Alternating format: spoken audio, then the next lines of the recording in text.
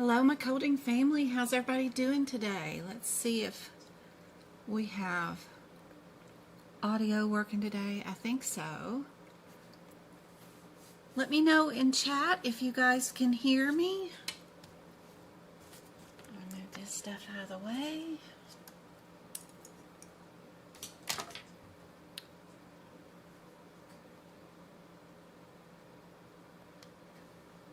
Get over to this, and let's get to that.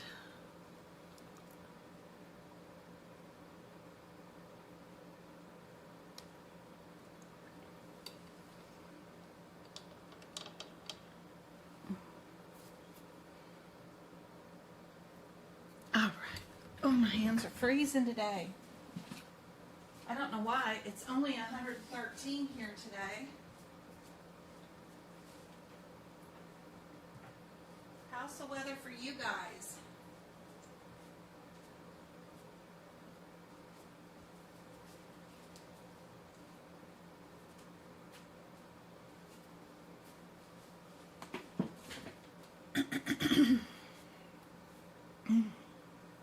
Trying to get the voice woke up this morning. I did like 5-hour live lesson with my students yesterday, so the voice is a little scratchy today, so sorry about that. Trying to get it warmed up.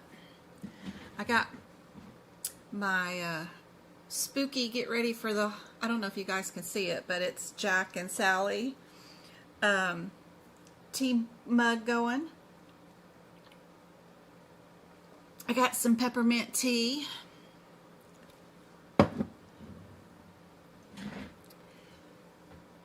It's hot here in Oregon.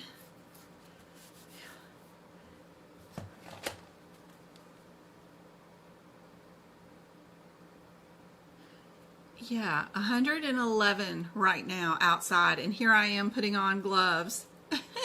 But, oh wait, it just updated, 116. Excuse me. Oh my gosh, isn't that the boiling point of sand? Isn't it 116 degrees? That is ridiculous. I don't even go outside. Nope. Nope. Not gonna catch me going out there. No way. Let me see if I can't get this bigger.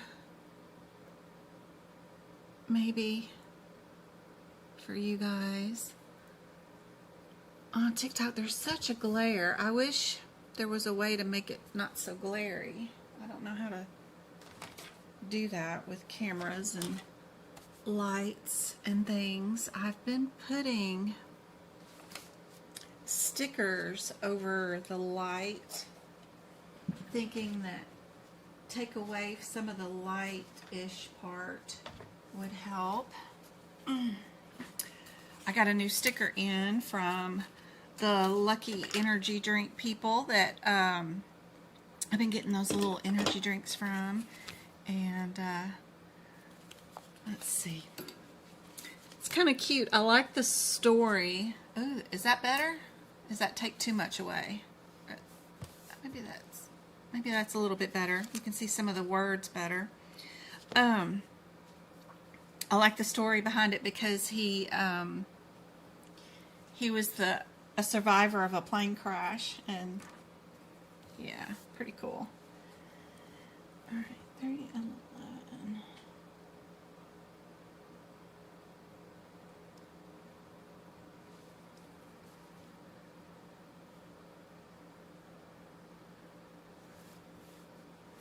So for all of these are all different arteries or veins that we're in. We're in arteries right now because of the previous page, right? And then the only things that you need to make sure of is technically we have two combined, right? Artio, iliac. Make sure you know this one is the femoral. And then, didn't we have two subclavians? Like, I think one of them is subclavian something. And don't we have another one somewhere? I could be wrong. Maybe it's over here in arteries. But those, you can either just give them a different color code or leave them alone since it's only just one word, really, you know. Are you mesenteric? Are you iliac? Are you iliofemoral? You really don't need a lot of notes with these because you're just looking for the correct one. This is a bunch of group of children codes that do go up to another set.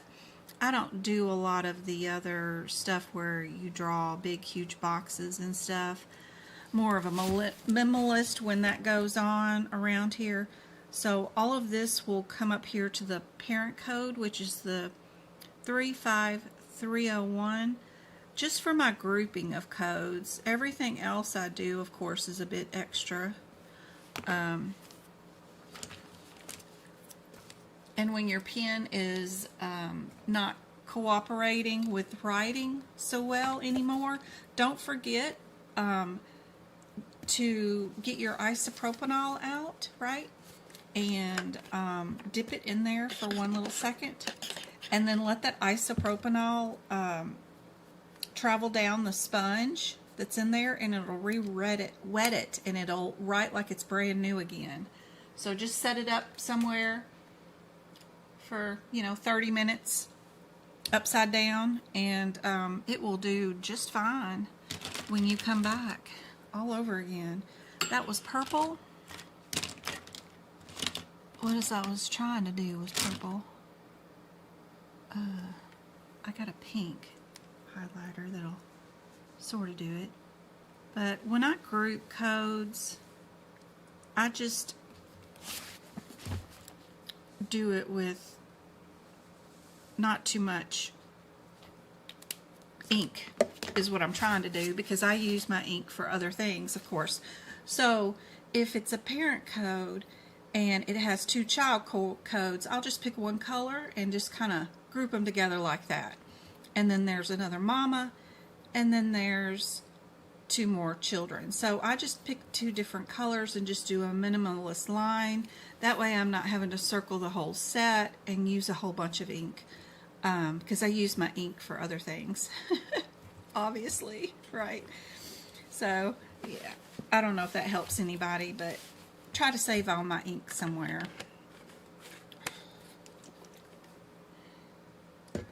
All right.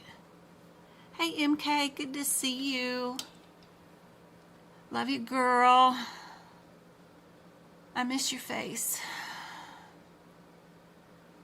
Well, hearing your voice, actually. I guess that's a saying, right? You miss your face, miss somebody's face. But hey, Becky, good to see you guys. So glad you guys are joining. It's 82 degrees where you're at. Is that still like Illinois somewhere? Okay, the CPC boot camp that you have is 7 hours at once. Can you go back and finish it? Of course. If you purchased it before I recorded it, right?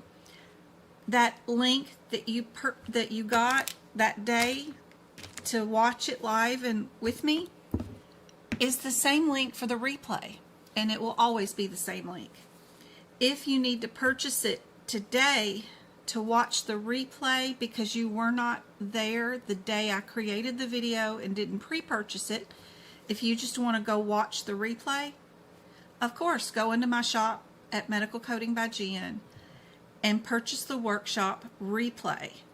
It will give you the same link that everybody else got the day of the workshop, and that link will get you in there and let you watch it as many times as you want. You will have purchased that URL link, which is secret, and hopefully you won't post it all over the internet, but because that purchase does help support me creating a 7-hour long video going through all of the steps, because that took me like 2 weeks to create and then 7 hours to perform it. So anyway, I appreciate the support. It's only $40, and many people charge $150 for those boot camps or more. So it's I tried to factor in the cost of your time you know, your time is just as valuable as my time. And you're going to have to sit there for 7 hours and listen to me? Oh my gosh. So I tried to factor in that part too with the cost. But you can watch 5 minutes of it, pause it, come back to it later, or whatever, close out the URL and go back into it. So it's yours. You can watch that video all you want. Absolutely. And I wonder if there's a way on YouTube to download it. I'm not sure, but you probably could. You could screen record it, obviously. But for your own personal use, please do not resell my stuff that I create. You know that. There is an ethics clause, and if any of us teachers do catch anybody over the internet selling any other teacher's stuff, I have had other teachers report people on my behalf. Not that I've ever done it, but other people have been selling some of my notes or other things or recreating videos with them or whatever, and I've had other teachers reach out to me saying so-and-so's doing this. I'm like, yeah, it happens. I'll reach out to them and I'll email you and say, please don't do that. But I've had them report them to AAPC, but also to other affiliates like ahima or NHA. So if you're caught doing anything unethical for any reason, they could get you to where you can't get any certification in this field. So be careful about posting stuff over the internet. Make sure you're not sharing anything from AAPC or any of the courses that you purchase from them, any of their live lessons or anything from other teachers. I know ChatGPT will create notes and copy words in a Word document and for verbatim of the AAPC course. And I've seen a couple of TikToks about that where people are watching an AAPC course and then they're recording it and then posting it up as notes or something. Be careful. If it's AAPC's course, before you post anything, you gotta have permission from AAPC or purchase the franchise, which I did, of course. But before I did, of course, I got phone calls from their lawyer twice. So just be careful. And of course, to show off, this book alone has a franchise fee that we have to pay too, that is going up every year. And just to be able to show off this book online and to make notes on it or anything, there's a whole nother several $1,000s worth of franchise. Plus you have to send in quarterly sales reports to AMA, and then they tack on additional franchise fees every quarter to you based off of your reports if they deem it necessary. So there's a whole lot that goes involved in teaching online, so be careful as y'all are posting, hey, did you guys know this or did you guys know that? Be real careful. This book is copyrighted, all the books are, and everything else. Just a word of caution, you know. But if you're Sister Sally Sue, you know I'm not crazy mean about anything. So if you have a Sister Sally Sue or a group of you guys are working together and a group of you guys are sitting at work and your employer buys you my workshop, which is 7 hours, I don't care if all 6 of you guys are sitting there watching the video at work or whatever. I'm not nowhere near that picky. So you know, if it's a group effort with you guys, have at it. That's fine. Because I know that sometimes it's rough, but if you guys pool together and one person buys CCO's practice exam questions, right? And another person from your group purchases Legacy's practice exam questions. And then another one purchases mine or AAPC's practice questions, and then you share them amongst each other. I'm not fussing. I could care less, and I, of course, got practice exam questions. I think that's a great strategy, but don't share them openly over the internet or resell them. It will get you in trouble for sure. Just advice.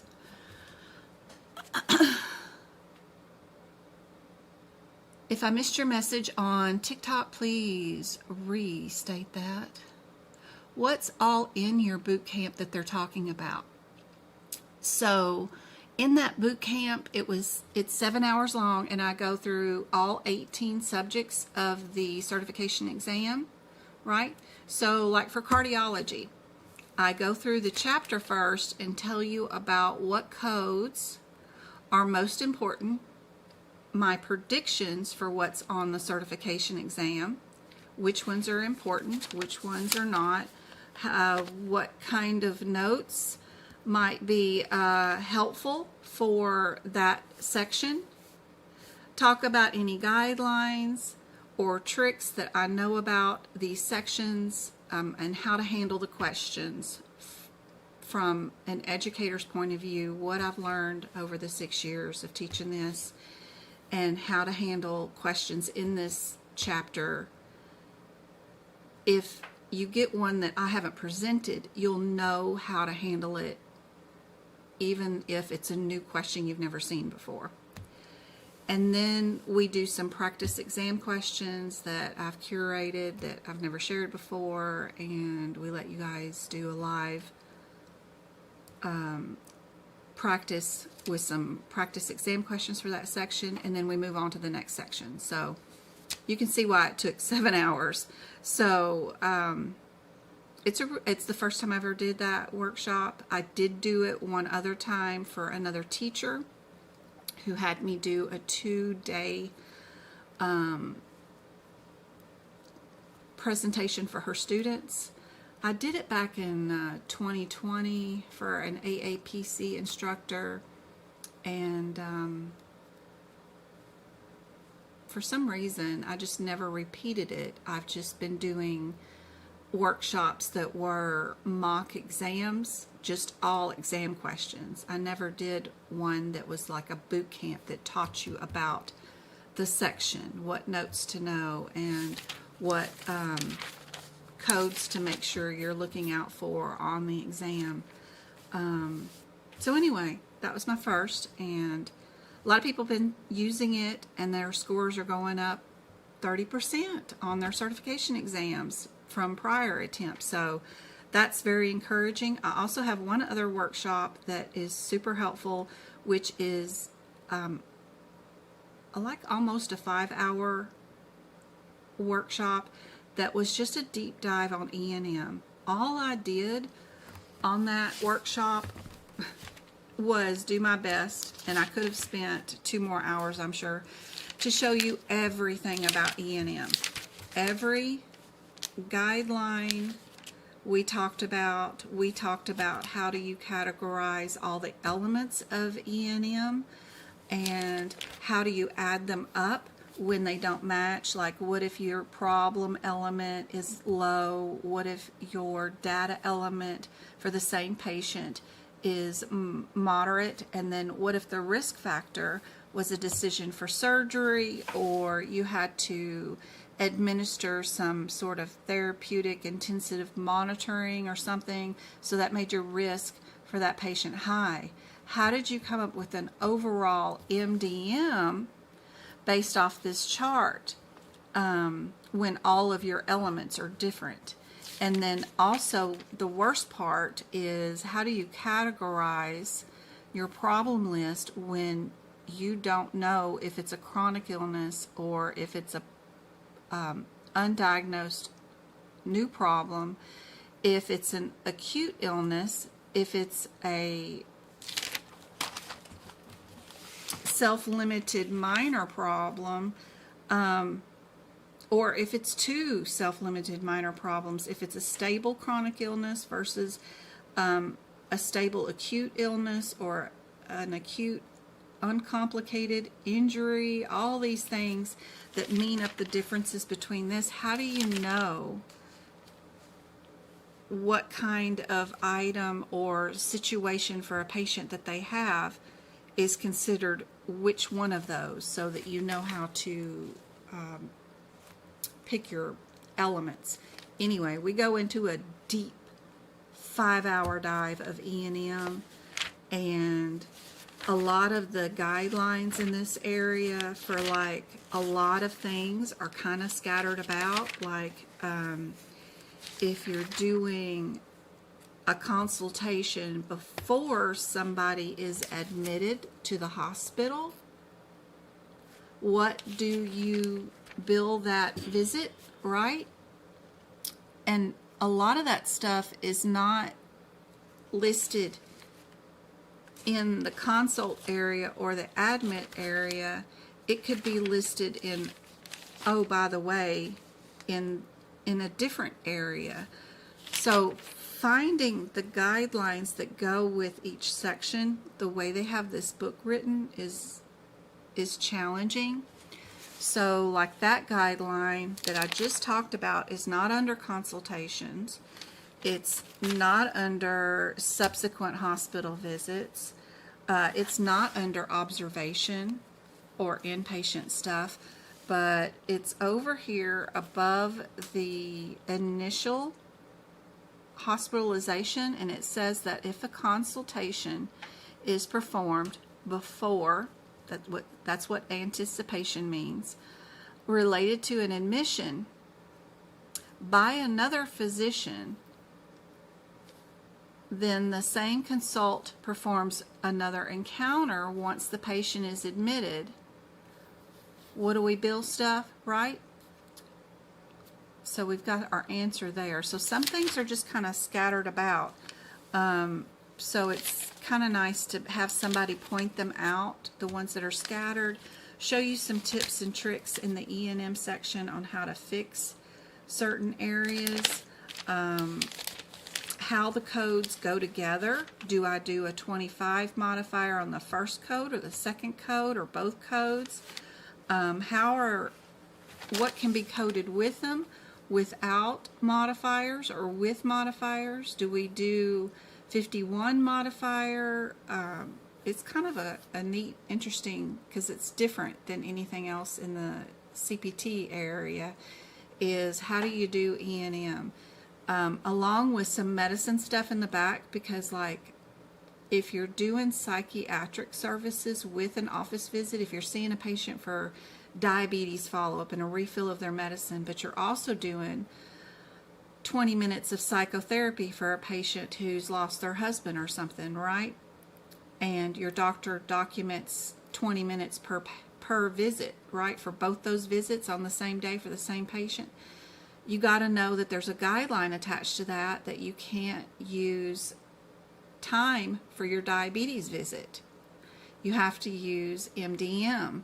So I point all that out in that workshop, that 5-hour thing, and we do nothing but E&M questions, and that one is a really good workshop too, and I think it's like 20 something bucks, so it's really good. Those two are great replays for sure, that are wonderful.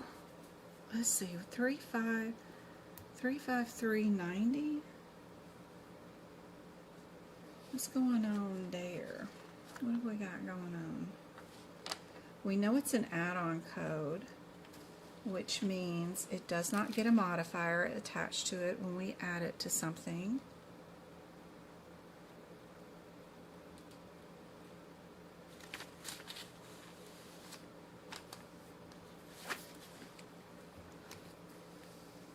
Is it an each? Reoperation more than 1 month. Nope, it is not an each, so we don't times this one either. Sorry, we don't times it.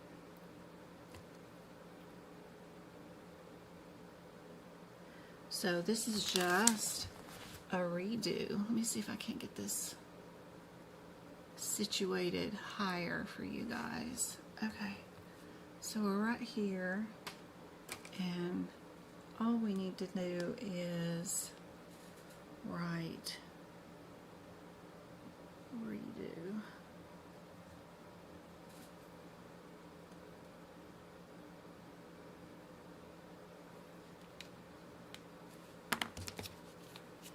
And I like to highlight the most important thing: more than a month after the original one, because a lot of these procedures will have 30-day global periods, and you'll just bill the same code with that repeat modifier, right? But if it's been more than a month, then you have an additional CPT code that you need to add. So that's our key point there. And then, you know, I like to, when they tell us to use a code with another code, I green highlight there.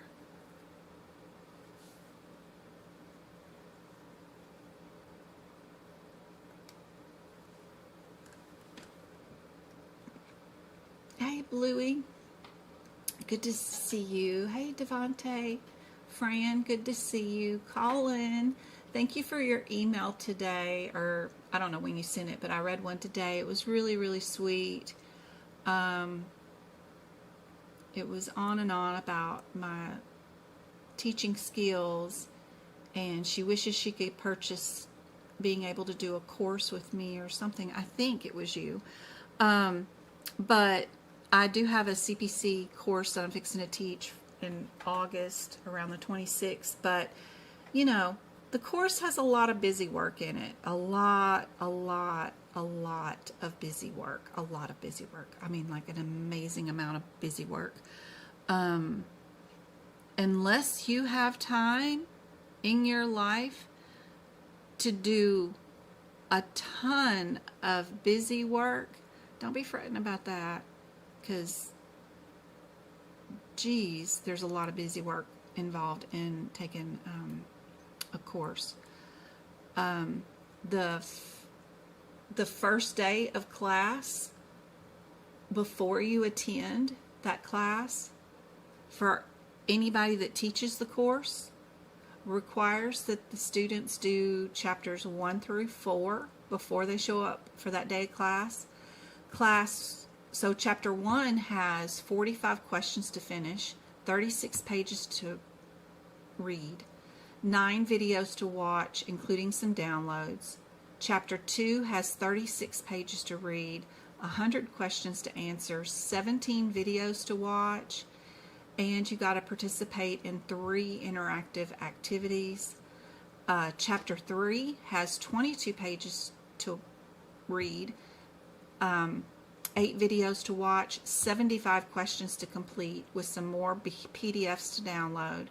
And then chapter 4 has 46 pages to read, 15 videos to watch, and 74 questions to do before the day of your very first class. And you get 12 classes for 21 chapters. A lot of this is just self-guided and a lot of stuff to watch and do. The practice questions are cool, but you've got to have the time to sit there and watch that many videos and read that many pages in a book and do that many practice questions. It's a lot. It's a lot of work. It's putting in easy 80 hours. Easy. You just finished practice test A through D, and you got a 94, a 78, and a 78, and a 92. Awesome. Awesome, awesome, awesome. It's pretty good in New York City. Ah, one of my besties lives in New York City, Miss Pixie. I've been to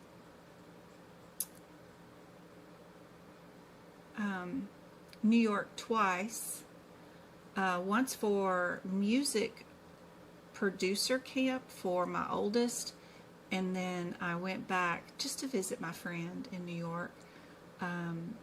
We've been internet friends since Travis was 2 years old. He's 16 now, so how many years is that? 14 years? Yeah, we've seen both our parents, our dads die, and we've been friends for a long time. Very sweet, sweet girl. And I went and visited her in Hell's Kitchen and Times Square and all that stuff. It's too much fun. All right. Darcy says, if I buy the CPC boot camp, do you have to do it in 7 hours? No, you can watch it and do it in your own time. Yep. You're welcome. If you already have passed your medical coding certification exam also, and you just need CEUs, that workshop is good for 6 CEUs through AAPC. Could you do another longer mock exam workshop?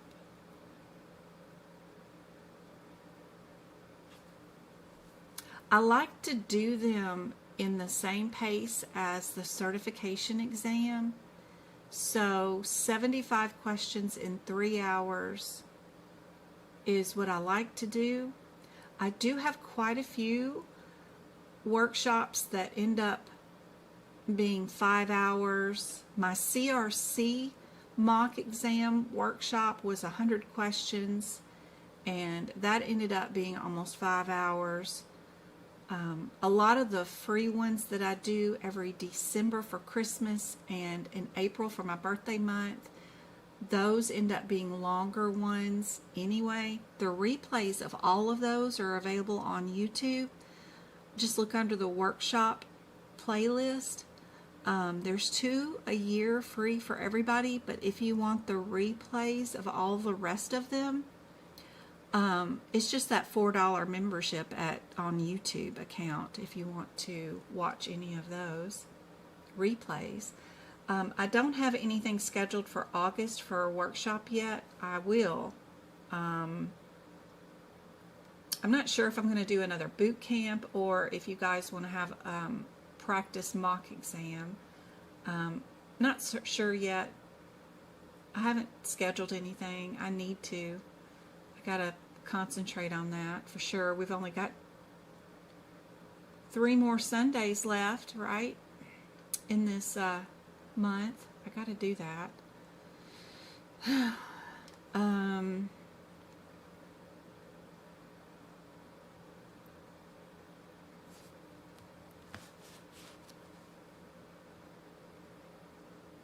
Yeah, be sure and change your settings to 1080p on YouTube.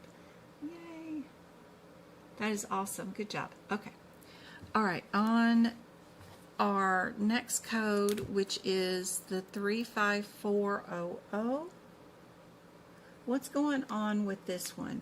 What are we doing when we're doing angiographies? What's the purpose of an angiography? Right?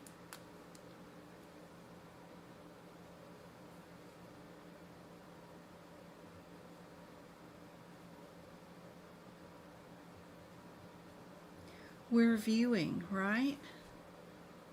And you can add on an angiography, and we're doing vessels or grafts during a therapeutic intervention. So something else is happening that we are fixing for a patient.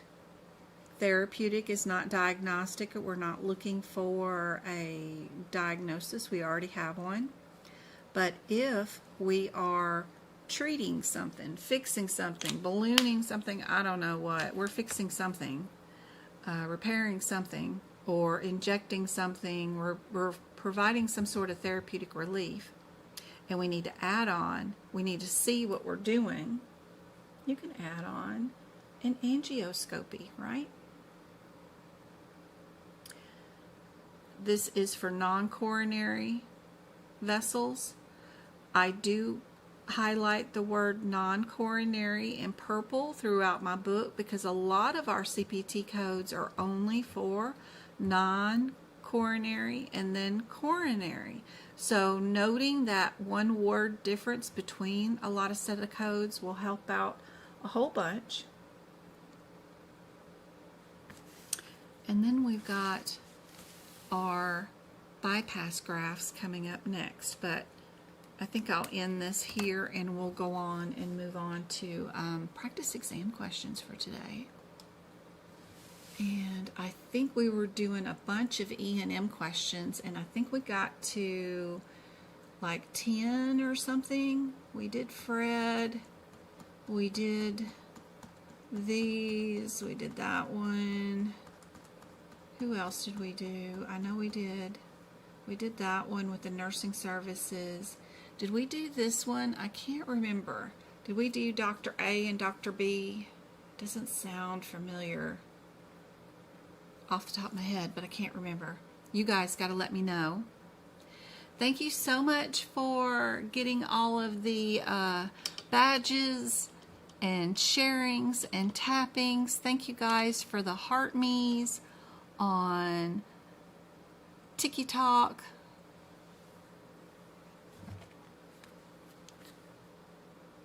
Let me log on and see how it looks on your guys' end. It is illegal for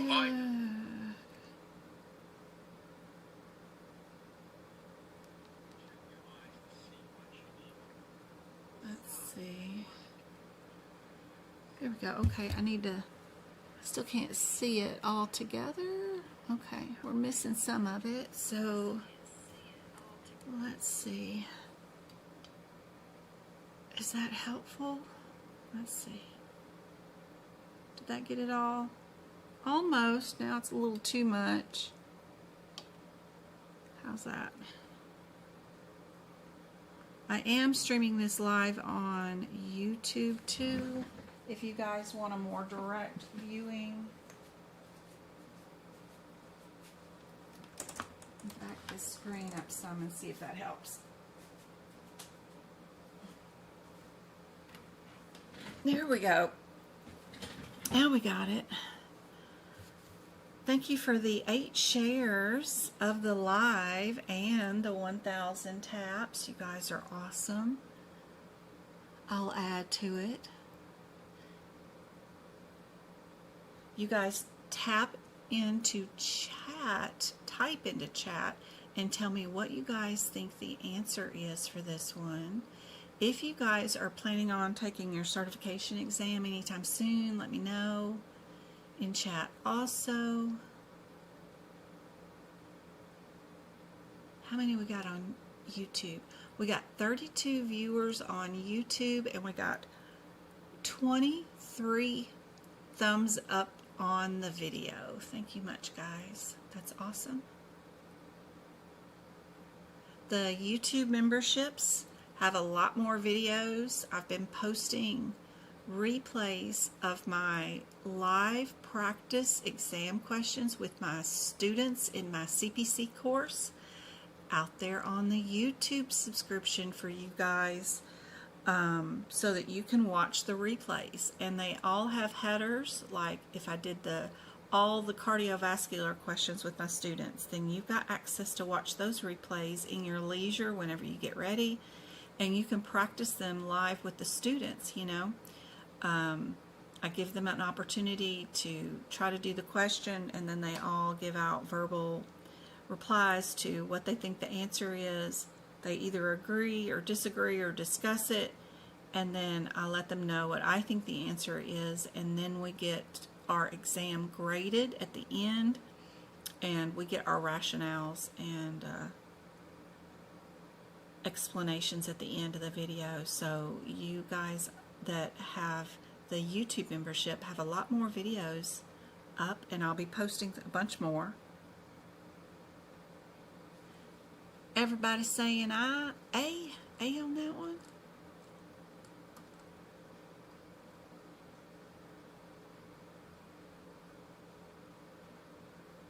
Where are we at?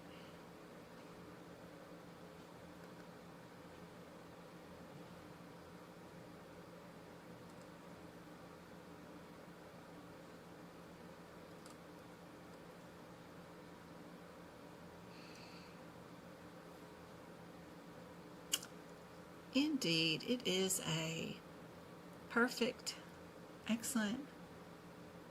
So if a doctor's just covering another doctor and the patient's seeing that doctor for the same thing that they would be seeing the other doctor for under the same specialty, we are just an established patient for sure. All right, what do you guys think is the answer to this question?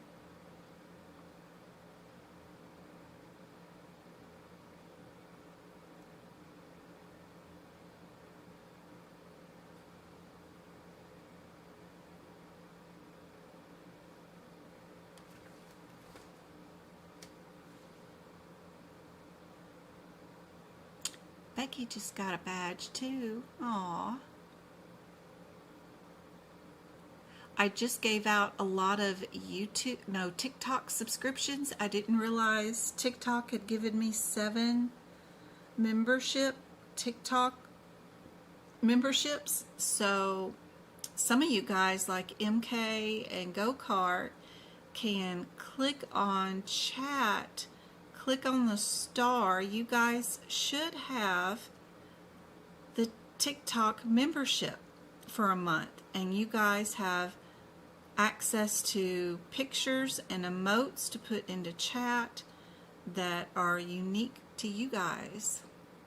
Plus there's access to pages, notes inside the membership somewhere inside TikTok. So hopefully those 7 memberships that I gave out on TikTok are super cool and helpful for you guys. Plus you got cool little emotes of my cats. Travis, when he was a kid, you can put pictures of them up into chat and make funny little chat things, I guess. Little pictures show up inside chat, which is kind of cool. I do ICD-10 book prep for 2024 and 2025. All those recorded videos are on YouTube in the YouTube membership, and I have notes for both of those that you could instantly download inside my shop at medicalcodingbyjen.com if you're looking for them. This is B32, easy peasy. Don't forget that court mandated also, like paternity test, require the 32 modifier also.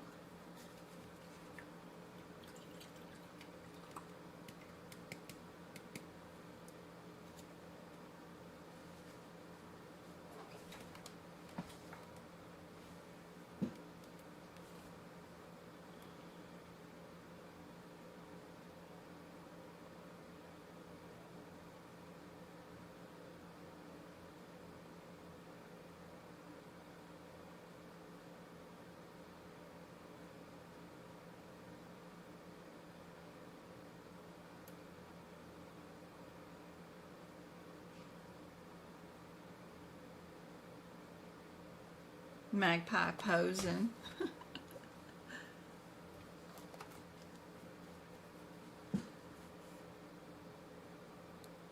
I didn't see that. Okay. You can do a search on my website in the store. Just type in what you're looking for. And the ICD-10 notes for either year will work for either book. It doesn't matter. The codes don't change. They're the same codes, same guidelines, same everything. They only add to them every so often.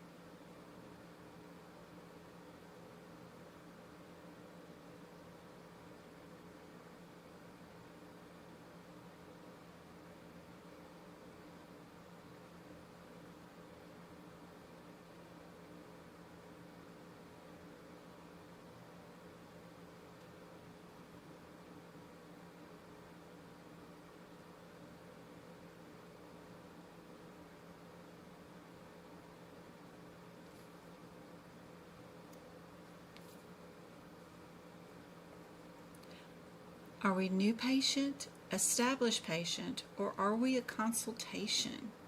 What do you guys think?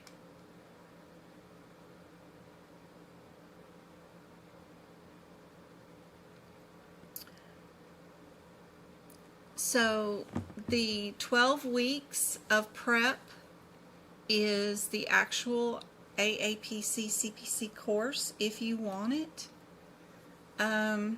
The previous course that I taught, I mean, they've had well over like 20 lessons. Most courses that are taught for AAPC are done with 12 weeks to do 21 chapters. You get 12 lessons with an instructor from AAPC or an instructor-led course, and you get 12 lessons, and you get access to the course for a year.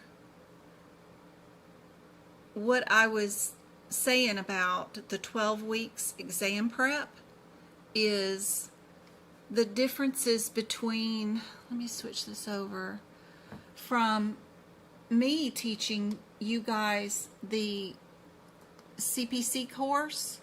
I teach it differently, obviously, than other CPC teachers, because I teach from the certification exam point of view, right? I'm going to, yes, have you read and complete all these assignments that are inside the CPC course that are meant to teach you guys how to, this is just the first 4 chapters, okay? So I'll teach you and show you inside this CPC course what assignments to finish, and then my lessons are to show you what notes to put into your manuals, and then we'll practice exam scenarios from AAPC's certification exam point of view. Everything that I teach is meant to help you prep for the certification exam. The course as it's written from AAPC is not meant to help you pass your certification exam. It is meant to give you the basics of how you do medical coding out of paper manuals, right? So I teach it from the certification exam point of view. You get all of my notes with it, you get all of the replays, all the workshops that I do for a year, you get that too, and you also get your CPC course. But I go through it with you, and I do all of the practical applications with you, all of your practice exam questions.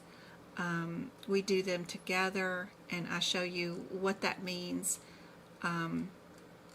from the certification point of view. Anyway, so classes for that is going to start August 26th, 11 a.m. my time. We'll do 3 hours for our first lesson, and that's when that class starts. But everybody that starts that day is supposed to have this 4 chapters done. All these little steps done. So yeah, it's a lot. It's a lot. There's a lot of interactive lectures that AAPC puts inside the course. You got to watch these videos, but it's sitting there with the video and tapping the screen every 15 to 30 seconds because they have something else for you to pick or choose from or move around on the screen. So it is methodical. You have to have the time to complete this. So you have a year. If you don't finish this course, and when I restart it again, you can restart it again with me. So I have some that started in March that didn't attend any lessons and didn't start, and so this will be my second time to teach this course, and then they can just join in with this set. So totally up to you guys. You guys get 12 weeks, 12 months access to the whole course. But when you're ready and you want to do 12 weeks with me, or, Zoom lessons with me and go over what's all in these chapters, that's what's going on here. I only charge you what AAPC charges me. It's $2,600 for everything to go straight back over to AAPC. They charge me that much per student to send them their books, their textbooks, their manuals, to give them access to Blackboard, to pay for your access to Blackboard. There's taxes and fees. I have to pay for the shipping of every single item to you individually. It's just a lot. Plus I had to pay for the franchise fee, which is $4,000 per certification to teach. $5,000 to add Practicode, $8,000 to add CPMA. It's crazy. And then I pay for each student, so yeah. Anyway, that's what's going on. When you do finish the course and Practicode that I also include in the price, you will have a full CPC and you will not have an apprenticeship. That's another benefit with me. Plus you get me, of course, where am I at? I'm supposed to be...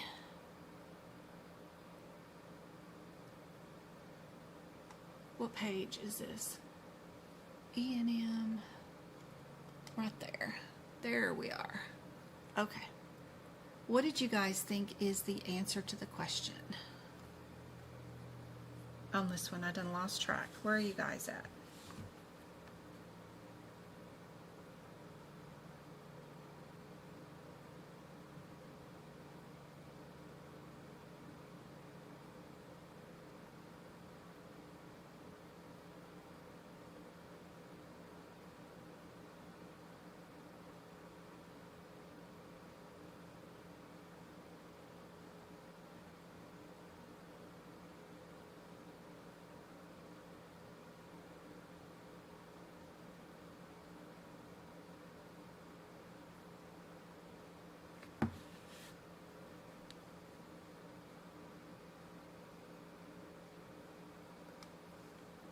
Hey, Kanisha, good to see you, girl.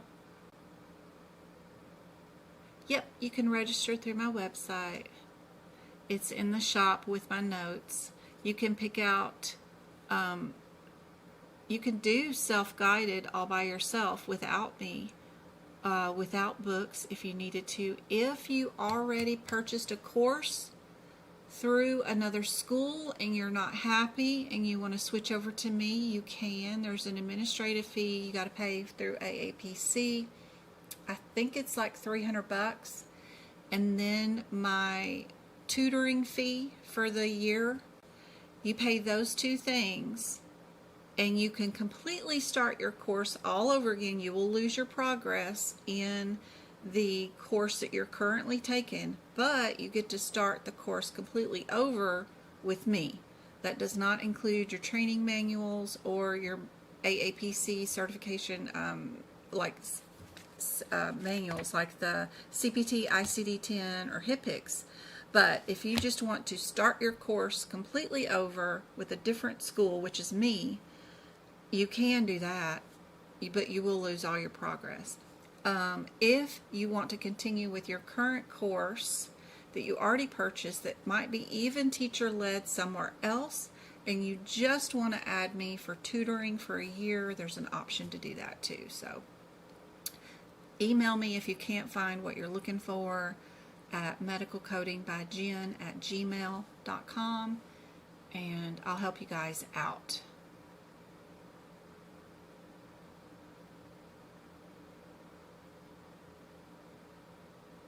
Twinkle's one of my current students.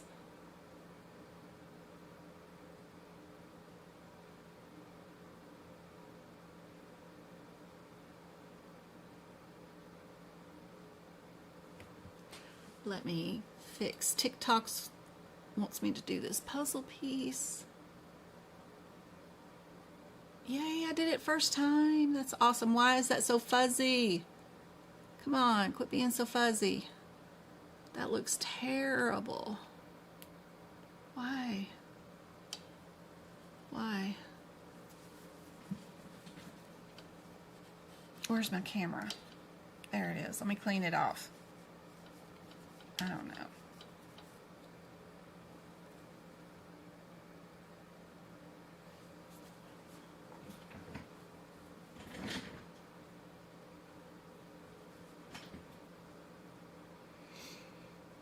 Everybody saying D?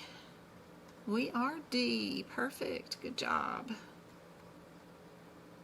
All right, guys. What do you guys think is the answer for this one? Are we new or established? Would our diagnosis code have 4 digits or 3 digits?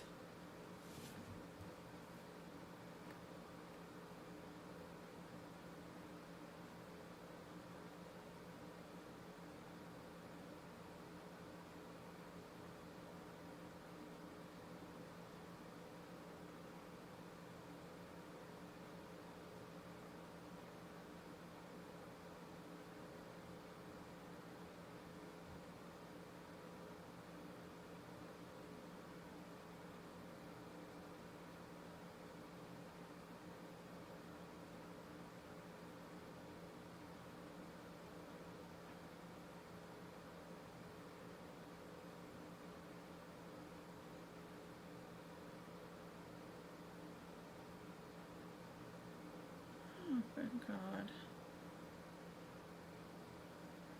You cannot tell me.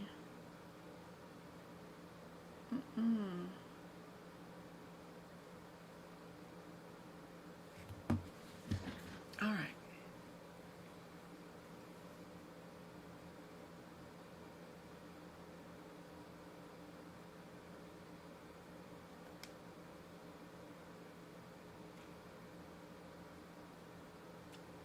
When are we not supposed to use consult codes? Great question, Karen. When you do not do the 3 R's, when there is not a request to see their patient for a particular issue, not to take over care, but if a primary care physician says, hey, will you check out their toenail? I don't know what to do with their toenail. That's a little bit specialized and I can't handle that toenail. Will you tell me what to do about their toenail? That toenail specialist will see the patient and look at that toenail, and then that toenail doctor will write a report back to the primary care physician and say, okay, that toenail is okay, leave it alone, but let them see me back in 1 year and I'll check on it, whatever. You know, they may say you can remove it, they may say use this medication, whatever that Dr. Toenail's advice is, it needs to be written in a letter back to the primary care physician for the primary care physician to do as that doctor says, whether it's keeping them on a certain medication for a whole year or just referring them back to see him again in 1 year, whatever the advice is.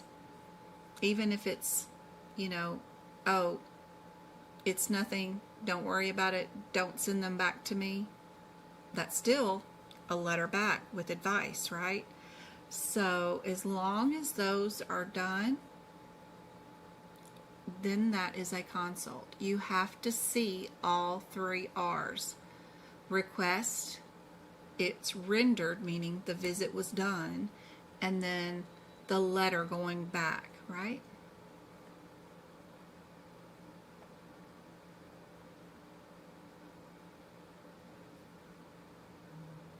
Not yet, go-kart.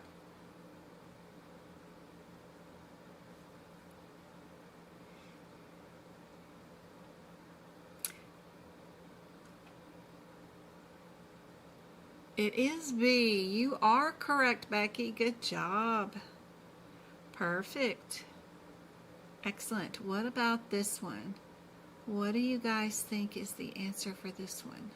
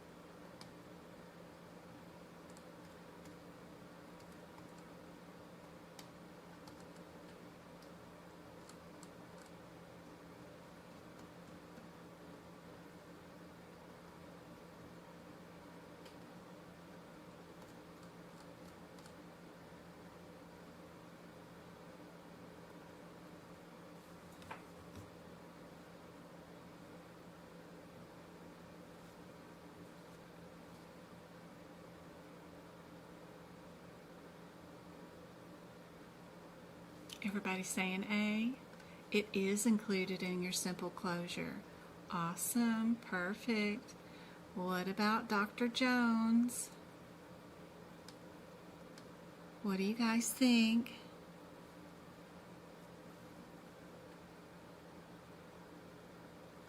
Let me get rid of this because this is not right for YouTube. There we go. That's better. Oh, let me get that back.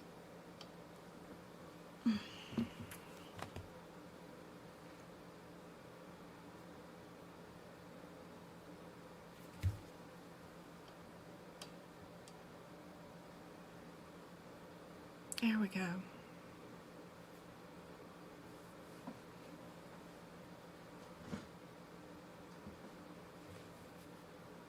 I got almost 10,000 taps on TikTok. Wow.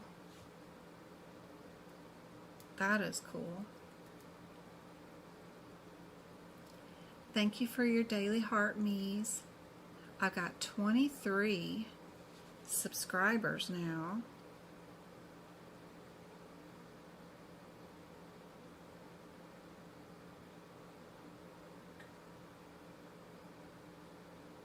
Who have access to cool emotes. E&M, yes, you love E&M. Keep telling yourself that. Go-Kart, you have a subscription to the TikTok now.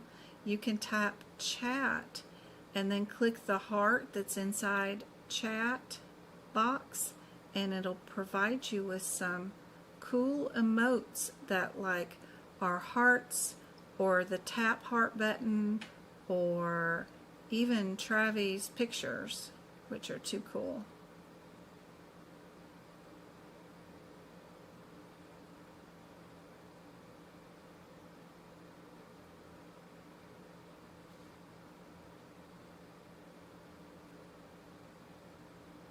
So I gave out like 7 subscriptions last night.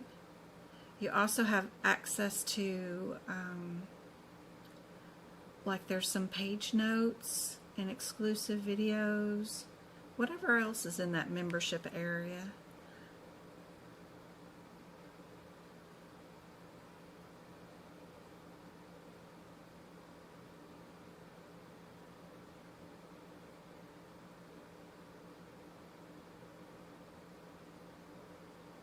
We got a sub-only area where you guys can ask me questions and I can create videos for you privately.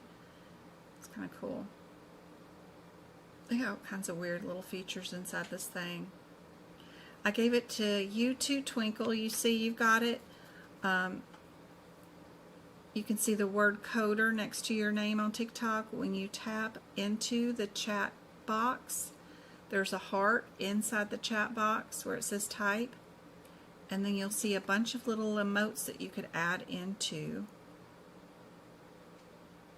the chat feed.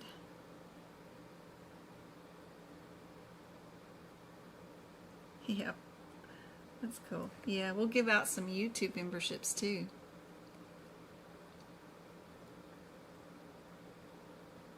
What school do you recommend? I don't really recommend school. If you really want to have a school, I am the least expensive out there as far as schools goes. You can go to my school, Medical Coding by Jen.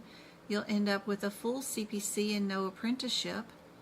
You'll get me as your instructor, which is really cool.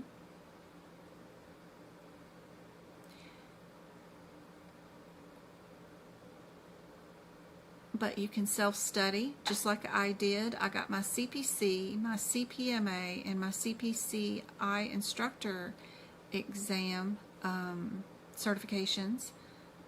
All self-study. Didn't take a course. Books are included. Yep. And all my workshops are included. All my notes are included. And all of the education that you get, of course. You get access for a year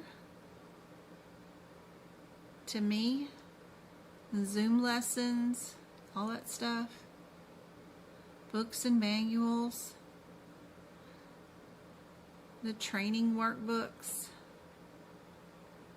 You can wait for the 2026 books to come out and get those, or you can get the 2025 right now. Just depends on what you want.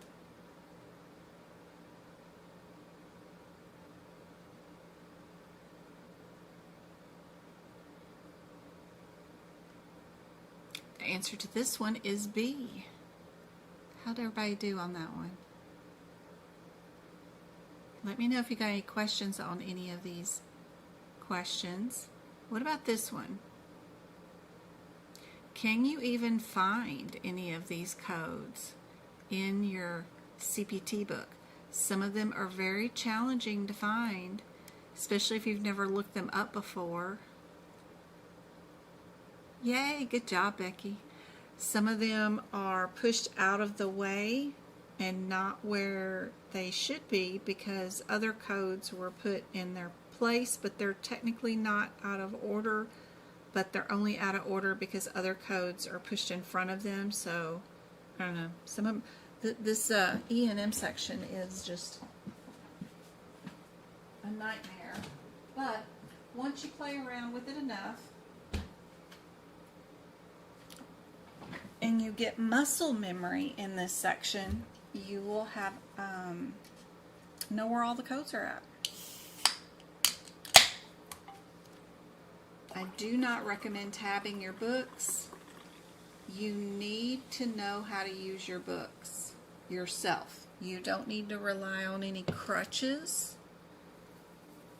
You need to do the work of manually going through this book and looking up the codes without tabs to learn that there's categories for these codes and how it's all related.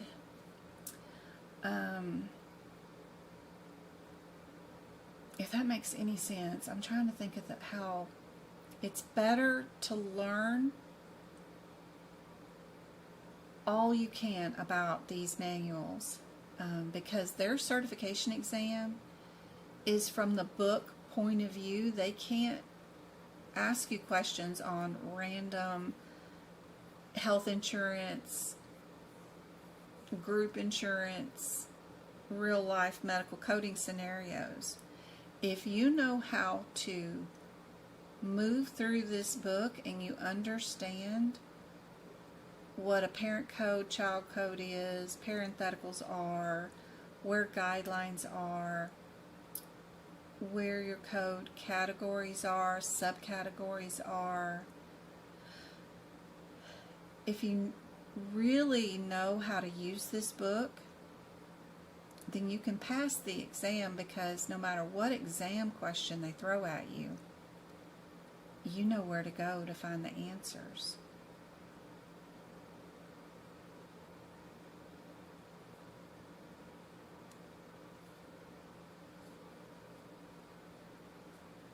What do you guys think the answer to this one is? Everybody typing in chat, tell me. Do I see any answers? Kimberly, Royal, Brittany, all say C, and they are correct. Good job. Perfect. We are doing a conference. All right. What about these codes? Let's see.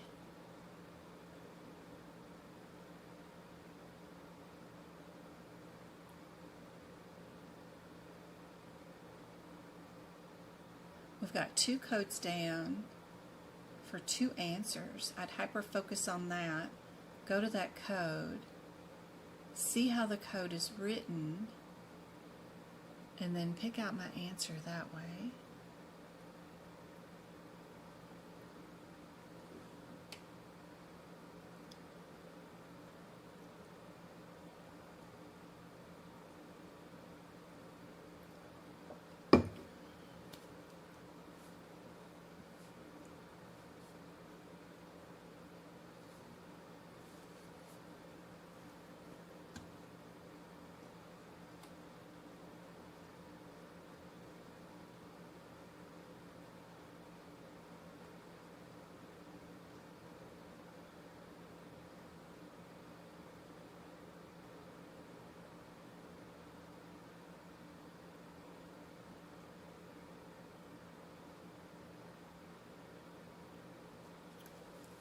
I like to, Miss KK, she asked, with your course, does your membership start after you pass the exam or when you start the sign up of the course?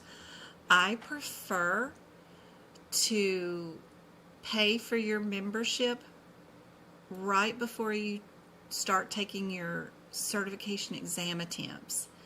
That way, if it takes you a whole year to get through the course, you haven't wasted a whole year's worth of membership, right? Because then you're just going to have to pay for it again. So I like to hold on and wait until you're ready. And when I buy your certification exam attempts, which is $499, right? I don't get any teacher discounts for those either. That's when I pay the $200, which I do not get discounted, also for your membership. So that's, $700 and something with taxes, right? They tax me to death. So $750 goes that day that I buy your exam attempts. So that's the way I prefer to do it. It's totally up to you. If you purchase the course and you want your membership to start right away, then of course I'll submit it and pay for it right then and there. It's up to you. It's your money. So whatever you want me to do with it, it just, I just put it on my credit card and then pay it off every month. So whatever you guys want to do. That's exactly why I asked, because it may take me a few months. Yep, busy mom, that's right. That's the way I think about it. I think that's an excellent way to do it, not to pay for the membership and all that stuff right away. Just do the books, the manuals, if you need them, and get you into Blackboard, and then let's see how fast we can get this done, or get you prepared for the certification exam. I can't imagine just doing 12 lessons for students and then letting them go and feeling like they are prepared for the certification exam. But that's how other courses are done. You get 12 lessons with your instructor, and I don't know how many I've done with Twinkle. I don't know. Are we 20 or 30 in? I don't know, since March. But I could not release them into the wild ready for an exam unless I felt confident. You would have lessons with me emailed exams, whatever we got to do, even if we couldn't match up on Zoom or hours together, if you're just too busy and you only have 2 a.m. To do practice exam questions, then, you know, we'll find a way, one way or another. But I'm not going to release you unless you've had enough lessons to where you're prepared for the exam for sure. So, whatever it takes, I'll be here for you.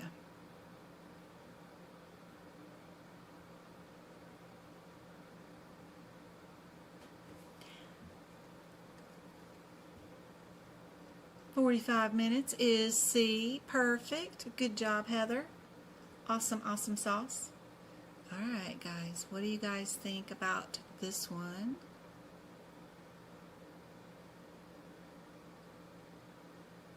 Here we go. I think I got it all on the screen. Pretty much. Oh, is that too much? Maybe that's too high. How about that? There we go. It's hard to do 2 chats at the same time and 2 screens, 2 different views. So I'm always popping back and forth, and it takes me a little while to figure out what errors I've got.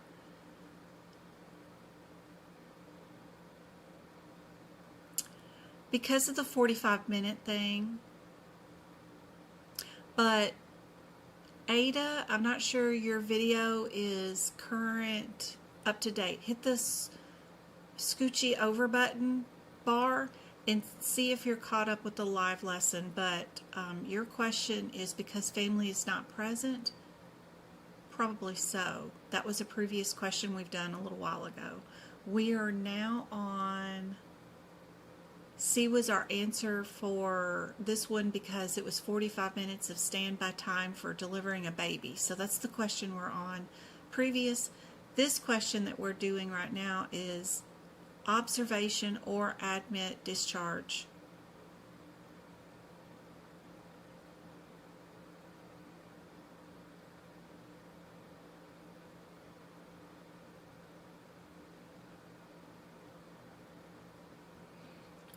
Country Girl says it's the other ones that are taking me down. Aw.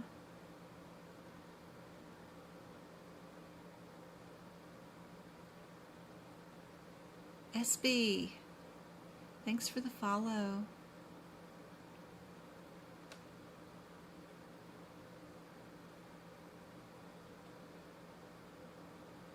Hey, Shelly.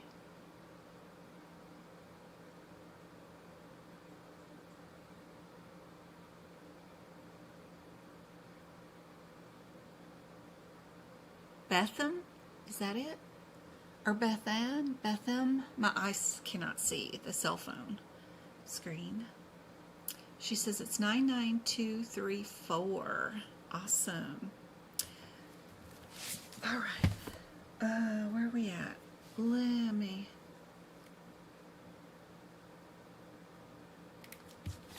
Let's teach a little.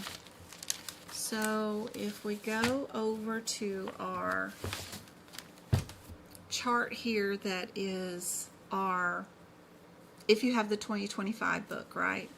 We have a little chart in here for admit and discharge all in the same day. If you look at these codes, 2 sentences in, 3 sentences in, it's for admit and discharge. Those are the key words in the 3-4, 3-5, and 3-6 that mean something, is admit and discharge, right?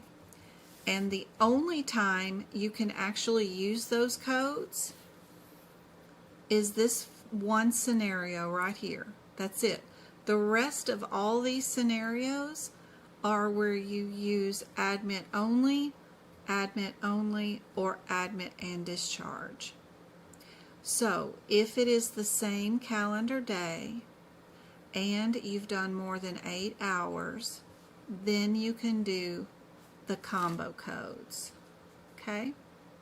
So let's look at our example.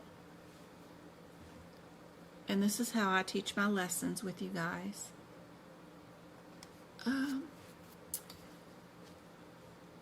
look at our admit date and our discharge date. Since we have separate dates, does that qualify for the admit and discharge code on the same day in our little chart?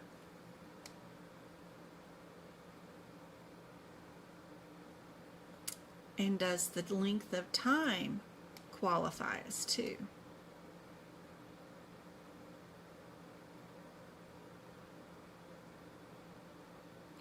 If you're using Becky an iPhone product, you have to remember that Google owns YouTube.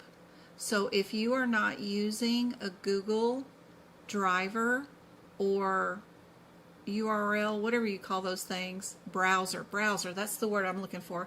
If you are not using a Google product, then you don't have access to all of the benefits inside YouTube. So if you're on an Apple product, you need to download Chrome, open up YouTube in Chrome, which is owned by YouTube, and then you have the chat features. Be sure to Google things like that when you run into issues. When you're a medical coder and you're coding from home also, you need to be able to network or troubleshoot technical issues like that on the fly during the job too. So don't be afraid to start asking Google everything or ChatGPT or whatever. Anything that's giving you issues, technical like that, great to research. There's tons of videos on it. Why can I not see chat on YouTube? There's a YouTube video on that. It's pretty cool. You're welcome.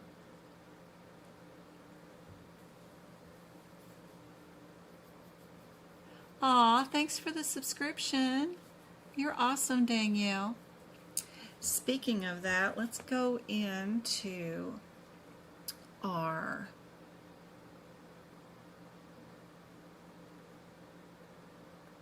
YouTube, right? So if I go into YouTube and I go here into my YouTube account and go into the live right now. No, that wasn't a live. Is that a live? That's not it. That cannot be it. Because it said, I don't know, maybe it can be. All right, I'm going to go into my live. And I use nothing but Androids. I've never purchased an Apple product. My oldest son is my IT director, and he said I couldn't own an Apple product because it's just a Samsung with a higher price tag. So, I don't know.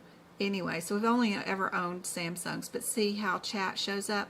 The other thing that's pretty cool is if you tap the screen, if you have an Android, you can tap that top wheelie button right there, and you can change the quality of the playback to a higher picture quality. So if the picture's ever fuzzy on your device, you can automatically upgrade that. Anyway, what I'm going to do right now is give away memberships to my YouTube channel, which are $4.99 each, and I'm going to give away 5. So people that win these get access to all of my old workshop replays if they're older than 90 days, except for the boot camp or the specialty ones like CRC or CPMA. Those have to be purchased separately, but that's the only 3. The rest are all available. And then all the book prep videos. You also get access to those. And I got to find a way to get all my book prep videos in my course too for you guys that purchase the CPC course from me, so you don't have to buy the membership. But anyway, here goes. 5 memberships. YouTube picks the winners. I don't have any access to that, but they'll pick the winners. Devontae, yay. We've got PPPO. That's so funny. Mary Ellen and Annabelle. Those are cute names. Awesome, awesome, awesome. Thank you guys for coming to the live. Don't forget to back out of chat and do a thumbs up for me. That always is super nice to see on any of my videos, even on TikTok. If any of you guys just heart something, I love to see that. I think I get less than a 1% engagement. So it's nice to see when somebody just taps something. So anyway, I hope those YouTube memberships for the next 30 days are super helpful to those winners.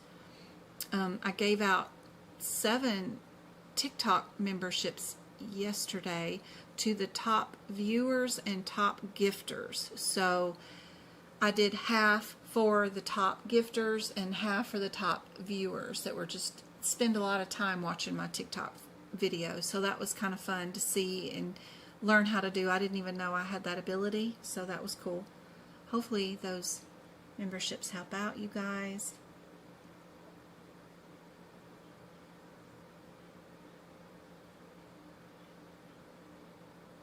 Sorry about the lagging of the video. I'm not sure why TikTok is lagging.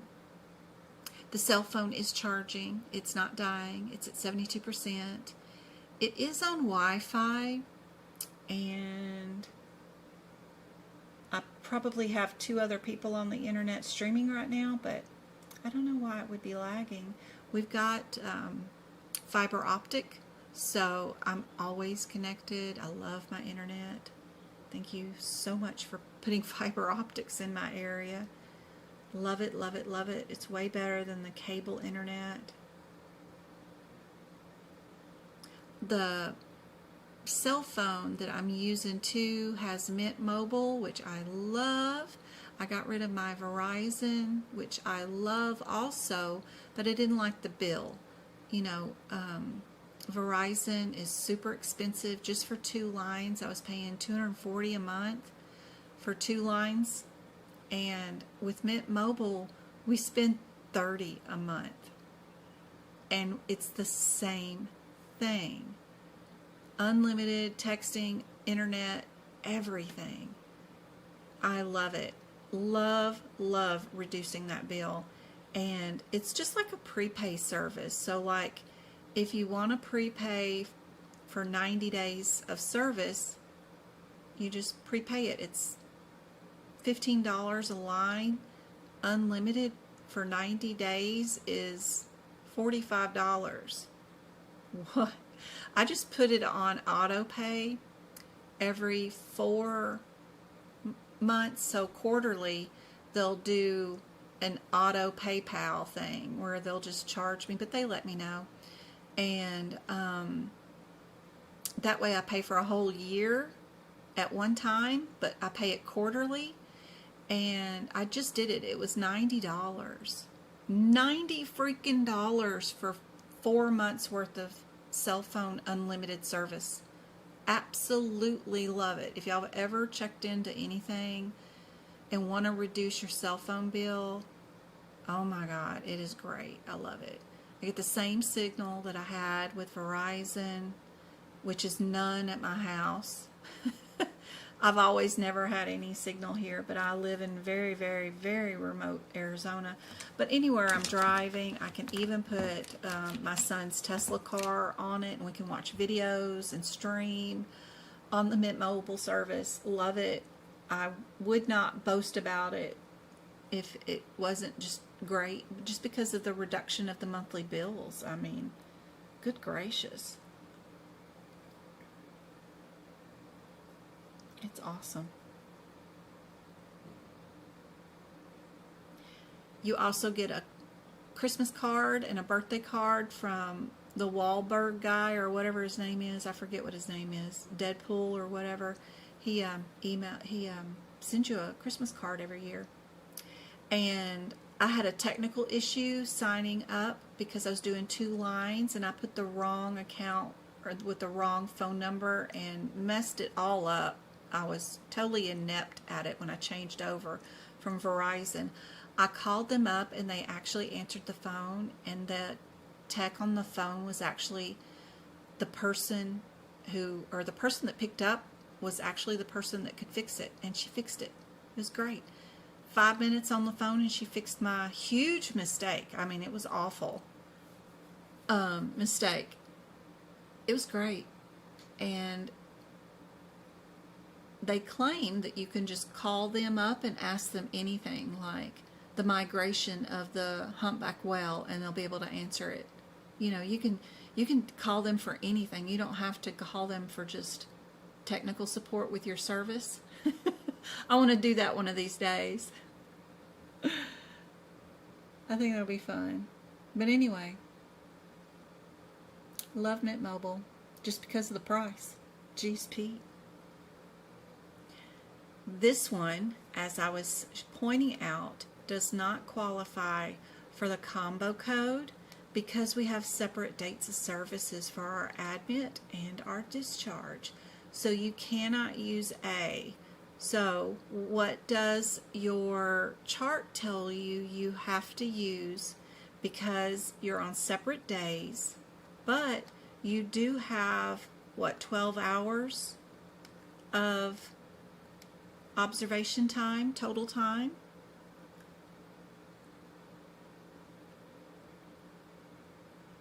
Mint Mobile, yeah. The Wahlberg thing or whatever, I don't know. I used to have a link on my website. I don't know if I still have it up there or not. Yet, page break. There we go. D is our answer. So it's the combo code. We'll add an admit and a discharge separately.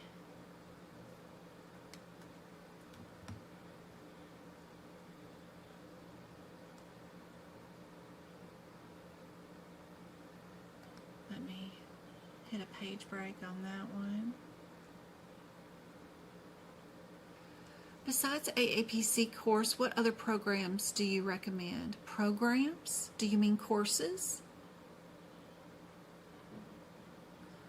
Ryan Reynolds, yeah, that's him. I have the money and was about to buy preppy course, but I'm getting mixed reviews.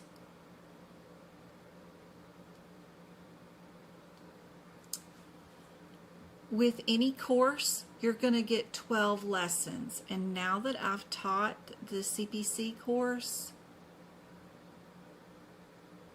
I cannot imagine doing 12 Zoom lessons and then letting people free and thinking that they're going to pass the certification exam. With Preppy, I think it's all recorded videos, right? I don't know if it's 12 recorded videos or if it will be per chapter, like 18 videos. But you don't get book prep videos with it. You don't get book prep notes. You don't get all my workshops for a whole year. Or unlimited Zooms with me. So, you know, if you have money, save it and do self-study is one recommendation. Put that money in a Roth IRA, triple compound it for the next decade, and you will have something. That would be awesome. Would be my first motherly advice, is not to spend any money on anybody's course. Just buy the study guide, which you can download from scalpers as low as $14 on the internet, or you can purchase one from a teacher or from AAPC, but get you the study guide for the certification that you want to go for, whether it's CPMA or CPC or AHIMA's CCS. Get their version of their study guide. Nothing from Amazon, ever. Please don't. And then get the practice questions from the person who's writing your certification exam. Do not buy Amazon products of practice exam questions for certifications that you're going to take. Only get and only purchase practice exam questions from the certification vendor that is writing your exam. They'll be more helpful. And then self-study with YouTube videos and that study guide and those practice exam questions. And then put the money in a Roth IRA and let it double. Be sure to pick indexes that are free from like Fidelity. Like Fidelity has indexes that are totally free that won't charge you money to get your money out when you do retire. If you invest in these indexes, indexes are like groups of, what do they call those things? Groups of stocks all bundled together into one lump. So they have a few of those, like FX something something. And then if you do buy any, buy some that are super low. Okay, so that's my first advice. Now, if you're dead set on buying a course, any of us are great teachers. I think that lady on YouTube, what's her name, that sells the Preppy course, I've completely forgotten her name. She copyrighted the word medical coder. She's an extremely smart and savvy person. She literally, if any of us use or type out the word medical coder, she owns it. We have to pay her royalties. She's super smart. She's a smart cookie, and she's a favorite of AAPC.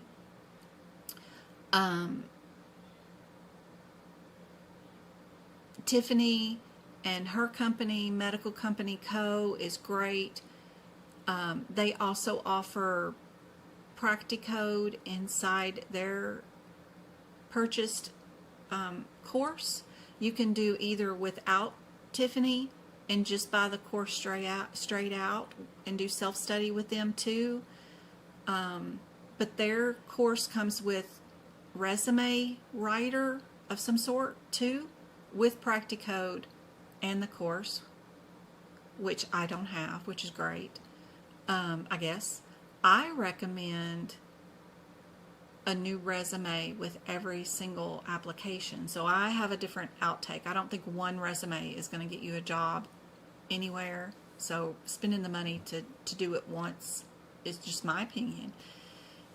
For every company isn't going to work, but I don't know who that resume person is. Maybe they do rewrite it several versions for you. I have no idea, but that seems really cool that they have a resume writer. So that's cool. And they also have an externship of some sort.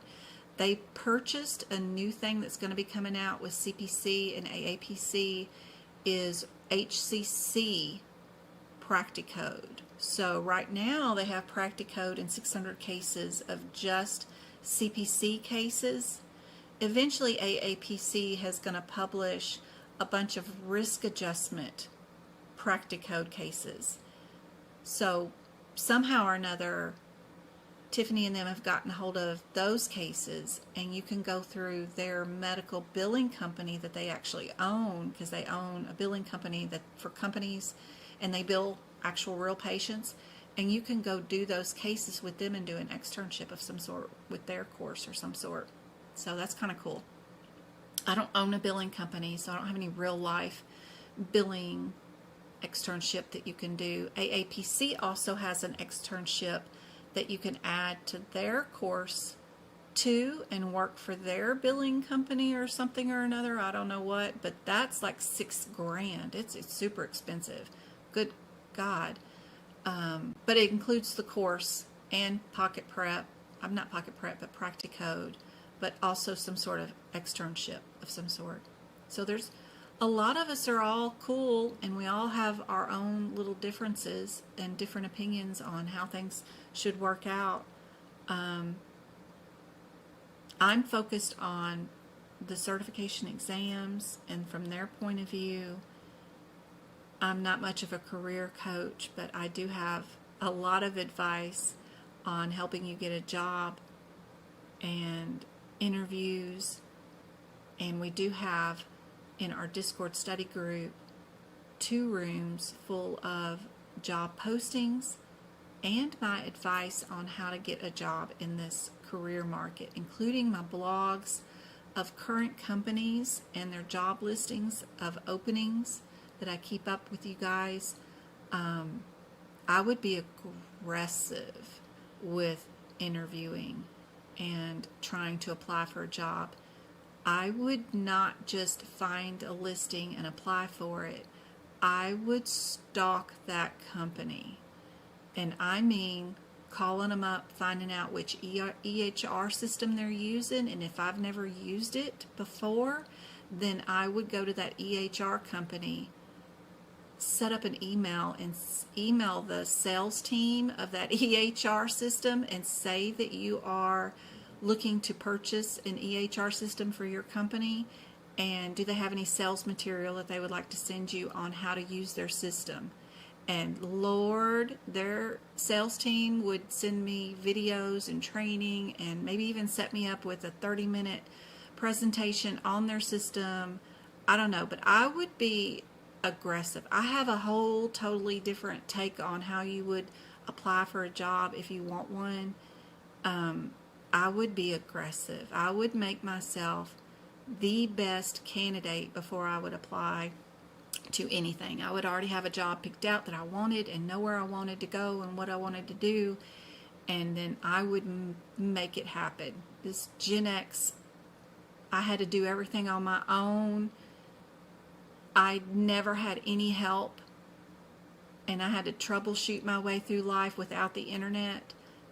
I have some ideas that have always worked really well for me, so that's what I would do is, so that when I got to the job interview and they asked me that question, do I use this EHR system, I would have the reply about contacting the sales team. I've been through their training. I feel confident about utilizing the whatever. I would be ready for every single question they could throw at me because I went and did the work for it. So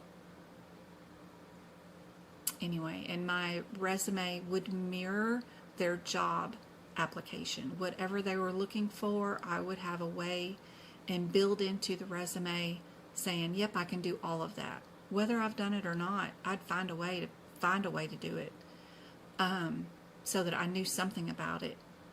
And then the next job that I would apply for, my resume would change to their criteria and what they're looking for. And then I would be aggressive, like going into their building if I had to find out which EHR they used. Whatever I needed to do. If they wouldn't tell me over the phone, I'd make an appointment. I don't know. I'd figure it out. I'd find a way. If I wanted that job, I'd find a way. Anyway, all of us offer something different, for sure. Just do your research and figure out which certification you want, and you can absolutely do it self-study. You don't need an instructor, but if you do, of course, I'm going to do my best to be there for you for a year, longer. I mean, heck, Twinkle and Go-Kart have been with me, 3 years now, They still get access to all the workshops, have for years for free. I'm not going to just leave you with 12 lessons and walk away from you. So I have no idea on the preppy thing, but I know she's a favorite educator through aapc, and she's always in their magazines, always in their advertisements.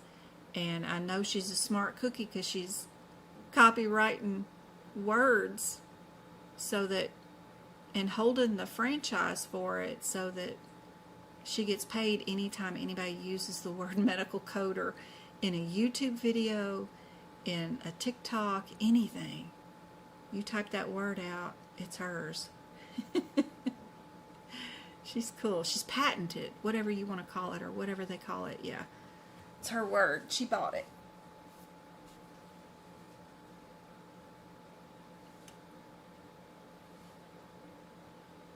Do I have tips on how to start a billing company? Insurance. Be sure to get liability insurance. Get a lawyer on retainer. And you need to have quick a very good IT person who can change your EHR system or billing system when new codes become available. You need to have somebody who can write code like nobody's business. You need to look into the different billing systems. Whether you purchase one or whether you create your own, be careful, because their sales team will show you one thing, and then when you go to implement it and you go, okay, well, what about that feature that you had in the one that you showed me? Oh, well, that's another monthly service fee if you want that ability.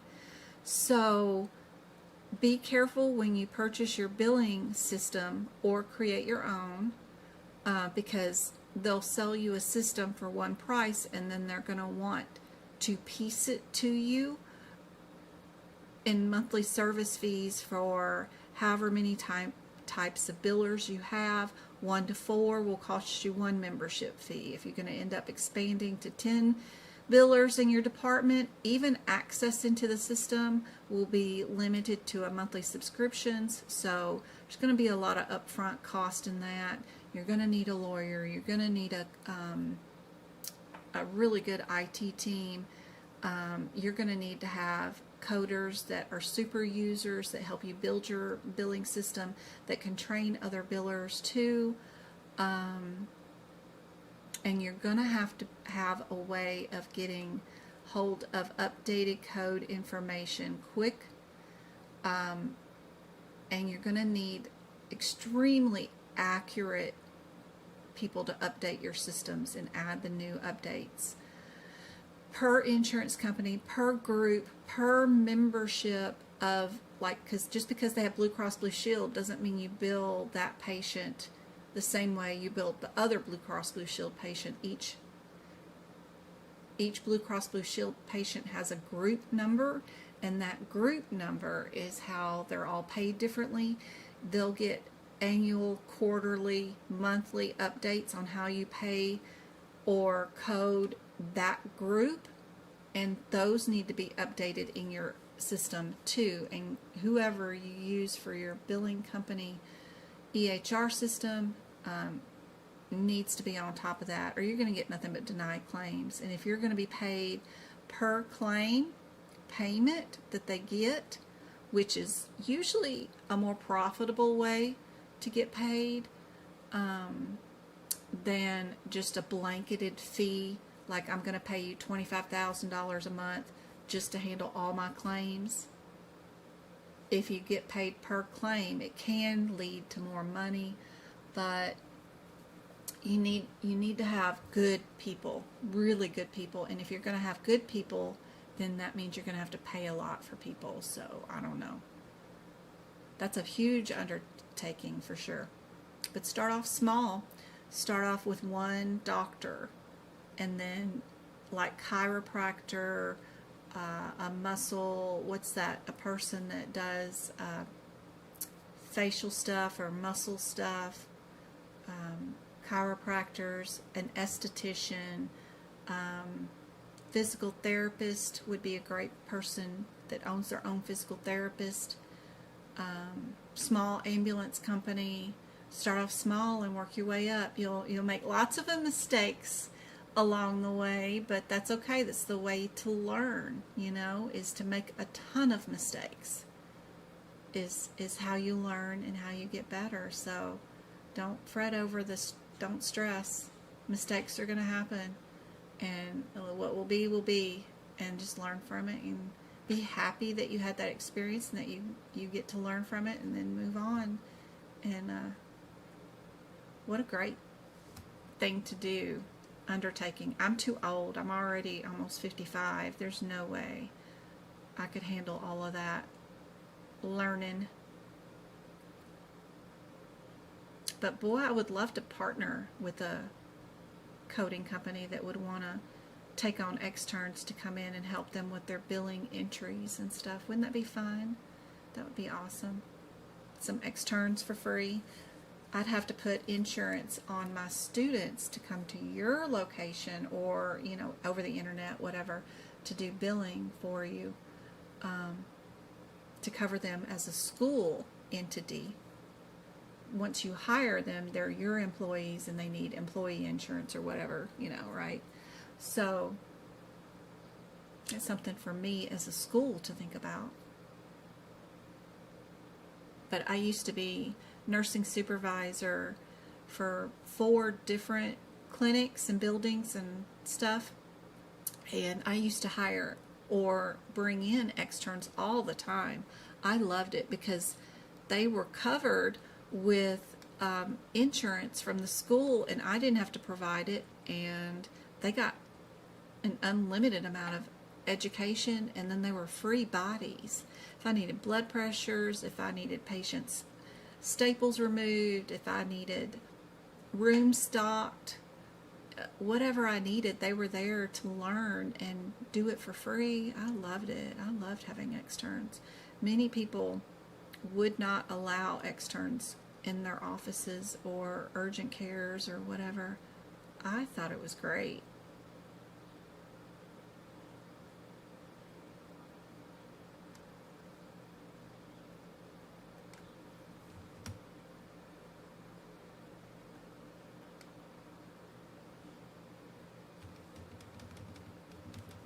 What do you guys think is the answer for this one?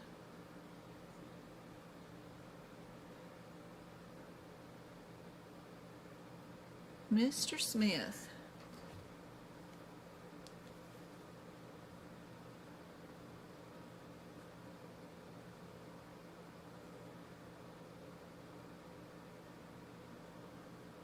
I have the books and the study guide books from AAPC, but I don't know how to proceed.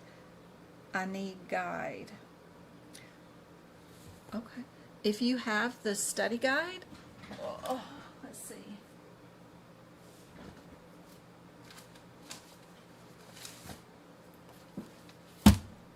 And you don't know how to proceed. All right. I got you. I hope you're still here, so let me show you. So I got my old AAPC study guide right here, right? We're going to open it up, right? The first page of chapter 1, of course, is the profession of coding. What is medical coding? What kind of jobs can medical coders get? If I think about it, right, how would I create a medical coding certification exam question out of these paragraphs right here? What out of this paragraph would I need to know, right? For example, when they say that, track diseases. That's one thing that CPC coders can do.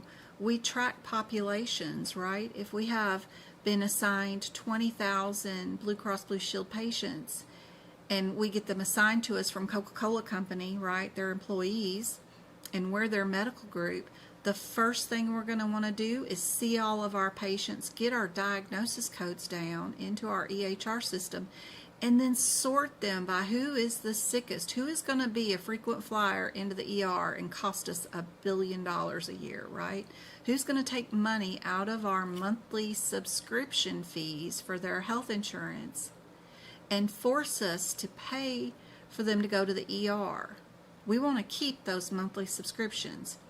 So, what out of these paragraphs is super helpful, and what would I create a practice exam question out of, right? So, the coding is a profession. What types of jobs can I do? What are some of the examples? Highlight those, right? The next section is the hierarchy of providers. What is it that they're teaching me here in this one paragraph? They're teaching me the differences between physicians and mid-level providers, such as physician assistants and PAs. What's my differences between mid-level providers? How can I write this up as a practice exam question if I was to test somebody on this subject, on this paragraph, for the certification exam? Okay, Next section is the different types of payers. What are they teaching me here? Commercial versus government payers, right? What's my differences?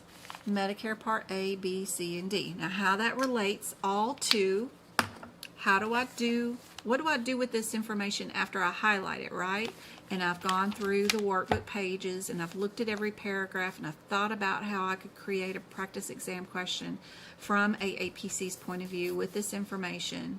What do I do with that info now? Well, I want to carry it with me, whatever's in here, during the certification exam in case I have a brain fart and I need to know what was in this book on exam day. What if I forget what a mid-level provider is? What if I forget what are some of the extra stuff that a coder can do besides just coding, right? Track diseases, right? So I want to go into my CPT book, ICD-10 book, or HIPICS book, the ones that I'm going to carry in with me on my certification exam day, and I want to write some notes about it, right? What have I got right here? Where's my mid-level provider? Right there. Mid-level provider, PA, and nurse practitioner, aka physician extenders. Who is not a mid-level provider? An anesthesiologist. We're also talking about CRNA. So I made notes about that first paragraph.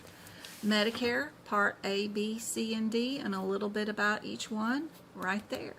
So any white available space inside these manuals that are open and free for you, make a note about it. So do that for every page of this exam question.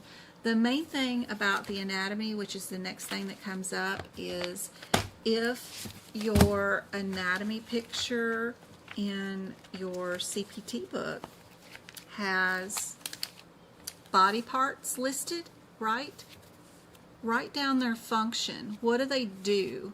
Left common carotid artery, it takes blood to the brain and the face. That's its function, right? So label all your functions. That's your next chapter here. And just go through this paragraph by paragraph. Think about it from AAPC's point of view. And put the notes inside your manual. Practice the practice questions. And then join me for my live lessons and do practice exam questions with me.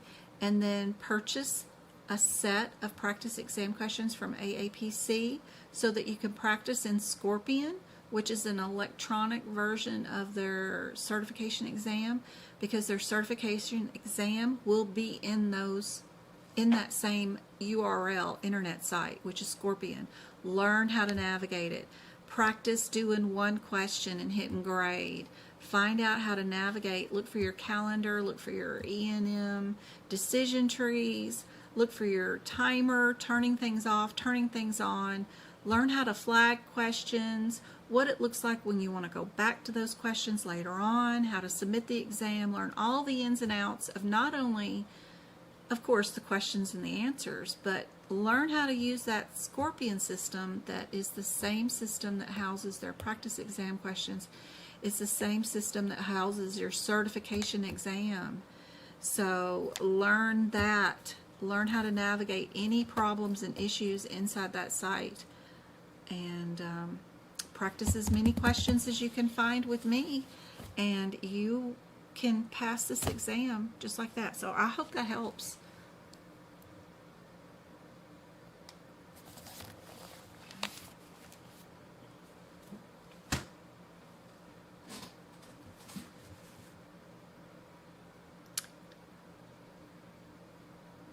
Please explain about your 12-week exam prep, how we register.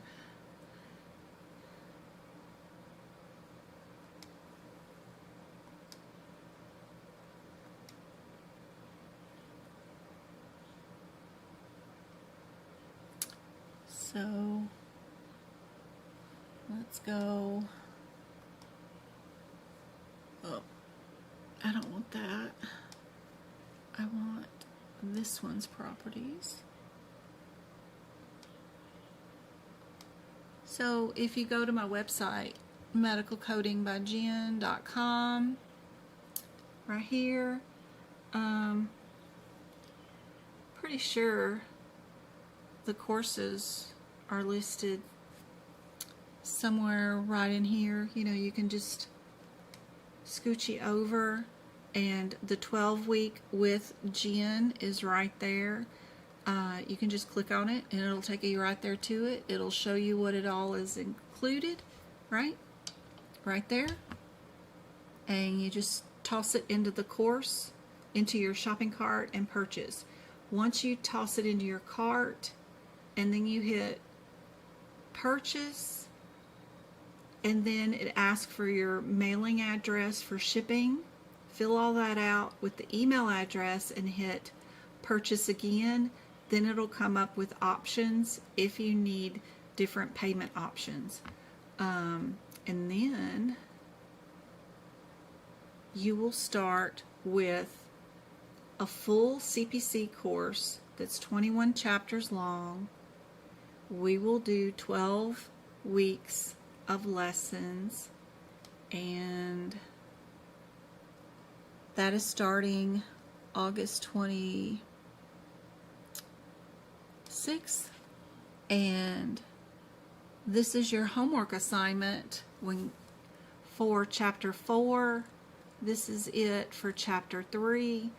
Chapter 4, we'll watch and read 46 pages. We'll watch 15 videos. We'll answer 74 exam questions and download some PDFs. For chapter 3, we'll read 22 pages, 8 videos, answer 75 questions, and download some more PDFs.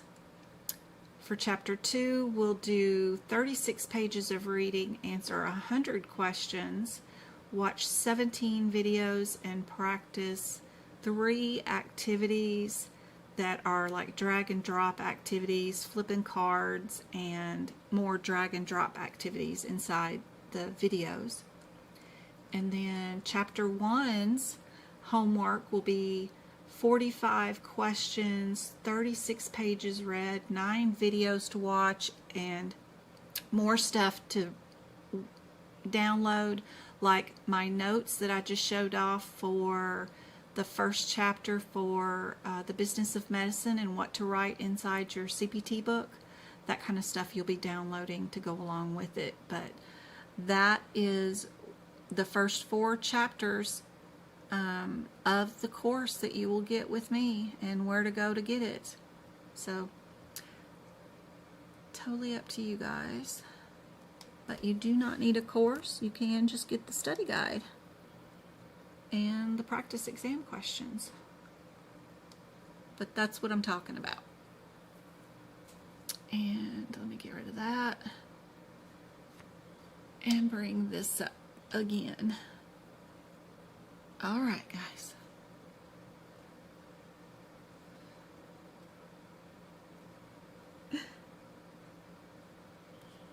Did that help with starting a billing company? Oh my God. What a question. I had a question on a practice exam that stumped me. How do you know if the test for plasma was a dipstick machine? Plasma? Dipstick?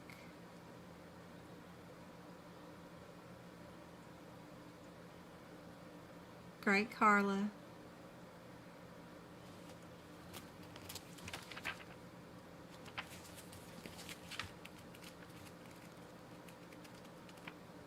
So knowing your acronyms, Samantha will help you out with that. They have a whole list in your Lab and Path system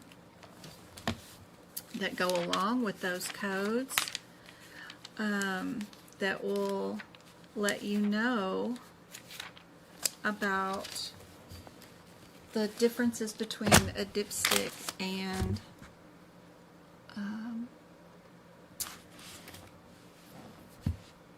not. So I assume you're talking about codes 803, 05, 06, and 07. 06 and 05 both have dipsticks. The difference is the dipstick that you are looking at for 05 is you are visually looking at the dipstick change colors and writing a report on your exam for that particular test. If you're taking your dipstick and you're sticking your dipstick into a machine and having the machine read the dipstick and print out the results, you're in 06. If you're just sticking the specimen that you collected into the machine without a dipstick, then you're doing 07. The instructions on how you would know whether you are doing a dipstick or not are located right here. You need to look for words in your exam questions where they give you the examples right here. Examples include EIA, ELISA, EMIT, EPIA. There's a lot of them listed right there. They're also listed on the pages right before you do this exam. So if you look at the third page of acronyms, this TLC, which is called a layered chromotomography, that means if your exam question says your test was performed by TLC, then that means you are a number 7, which only uses the machine. All these pages before the CPT codes mean something to the code sets before you code them. If you have not gone through here and, just like a study guide, hyper focused on each word, defined each word that you might not understand. Do you understand what an essay is? If you don't know what that word means, have you gone to Google and defined it? And micromanaged every word here. You're not going to know how to code the codes because you haven't gone through here and understood this stuff first. So anyway, that's part of it. But I try to simple it down for you so that you understand what all this meant ahead of time in a condensed version.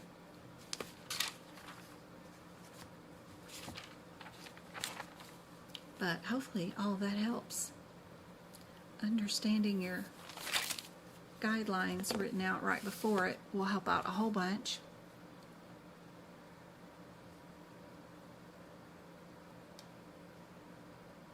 Anybody got an answer for this one?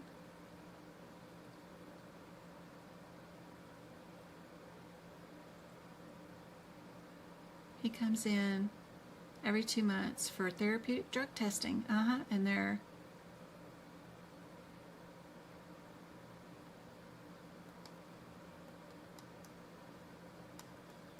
so therapeutic drug testing, right, means you need to know if the patient has a optimal level of that drug in their blood system, right?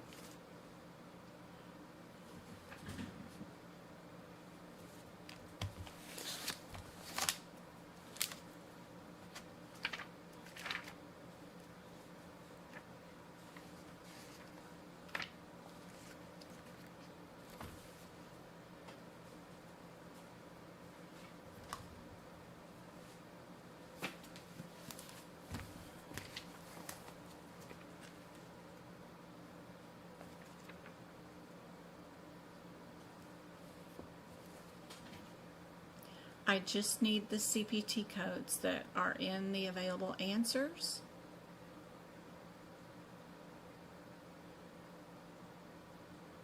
Okay. Can you tell me a CPT code that you're talking about? or a drug name of the medication that they're looking for so I can look it up myself.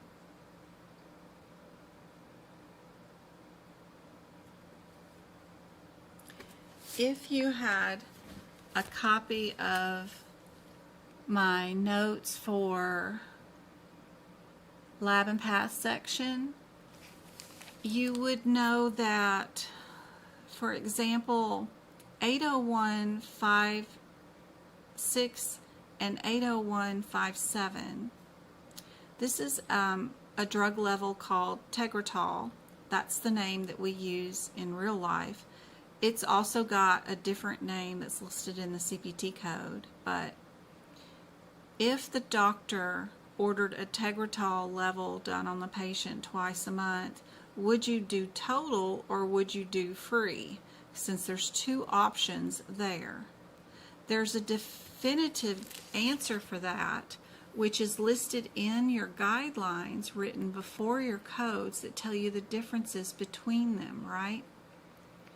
Do you just need a positive or negative, or do you need to know the level of the protein of the medicine through the blood serum, right? It's an anticonvulsant, meaning it prevents seizures, right? And total just is like getting a positive or negative in your blood. And then if you wanted to know the drug level, right, of the seizure med in the serum, you would pick the free.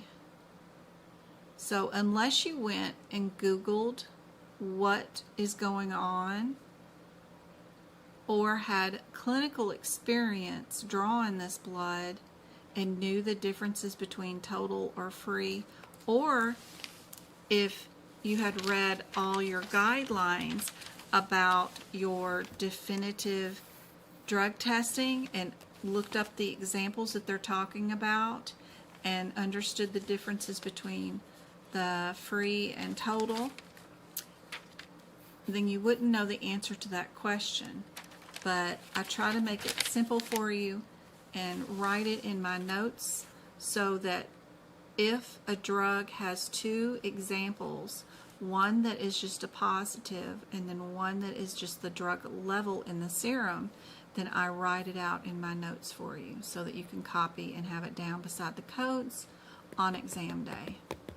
These you can purchase for instant download and you can copy them into your notes. It doesn't matter what year I've done them in. They are perfectly good. Codes don't change. And these are a great set of codes to have or notes to have for the certification exam. Way more in depth than anybody else has ever thought about being for the certification exam, but they do take a lot of time to get written into your books, so be sure to give yourself enough time to fix your book. 80375.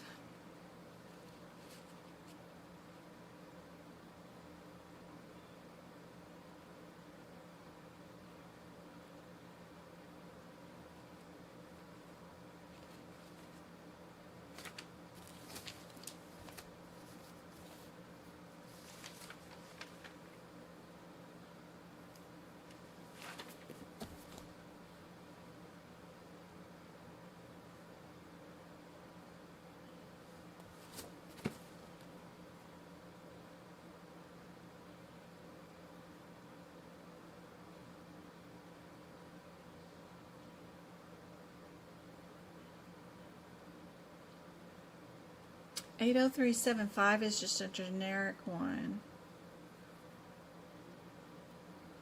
It doesn't have any drugs. If that drug is not listed that they're testing for anywhere else in your CPT book, if it's not a tramadol or Soma, Ambien, Darvon, Oxycontin, if it's not any HDA stimulants like Quill, if you're not looking for morphine or any other CPT codes like the NSAIDs, Prozac, benzos, any epilepsy meds, Amplify, I list out which drugs are each CPT code in my notes so that you know if your exam question is looking for nortriptyline, you'll know that that is looking at code 80333. If you're looking for Prozac or Celexa, you're looking at code 80332, because you don't know that by looking at the CPT codes. So having and doing the research of which drug names each lab test does is super helpful. That way you'll know if you're going to have to use 80375, you've gone through the whole list of codes and made sure there is no drug code listed anywhere else that will draw that blood sample, because that is a non-specific, not elsewhere specified code. I'd have to see the whole question. You should email me that, Samantha. Hey, Kristen.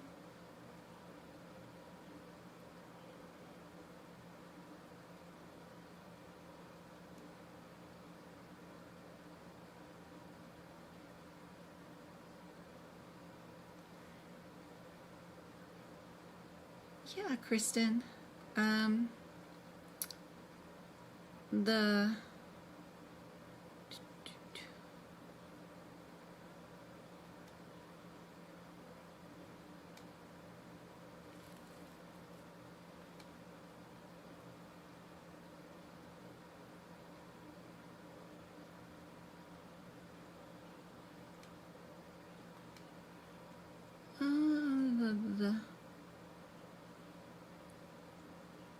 Here's the syllabus for the course. But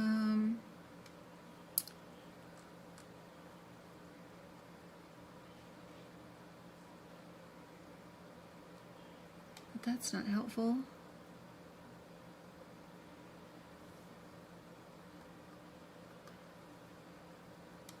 Let's go there. Let's see if that helps.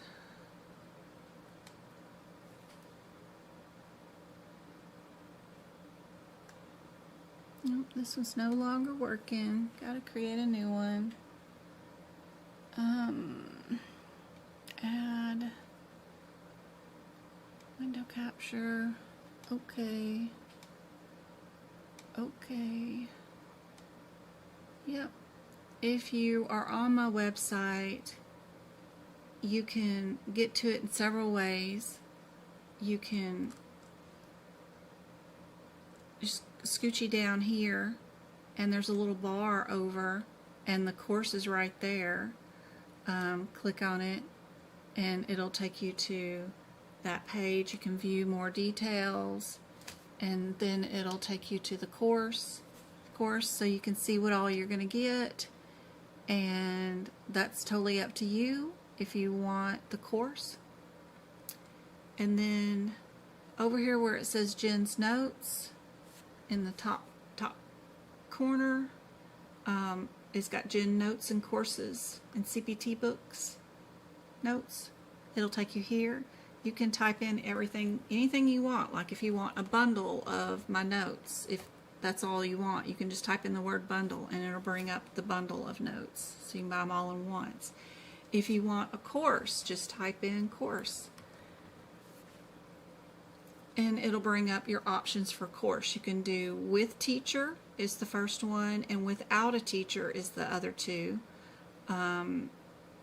hopefully you don't have to buy anything from me. Hopefully you can just come here and go to the free resources tab up there at the top and just go through all the free lesson blogs, the free practice area, the free CPT book prep, and the free CPT book prep videos, and just do everything under the free resources, and you don't end up with anything. The membership plans are for practice exam questions. If you want $8 a month and you want access to all these practice exam questions in all this area. If you're only doing CRC, there's another membership for that, and if you're only doing Practicode, there's a membership for that. But if you just want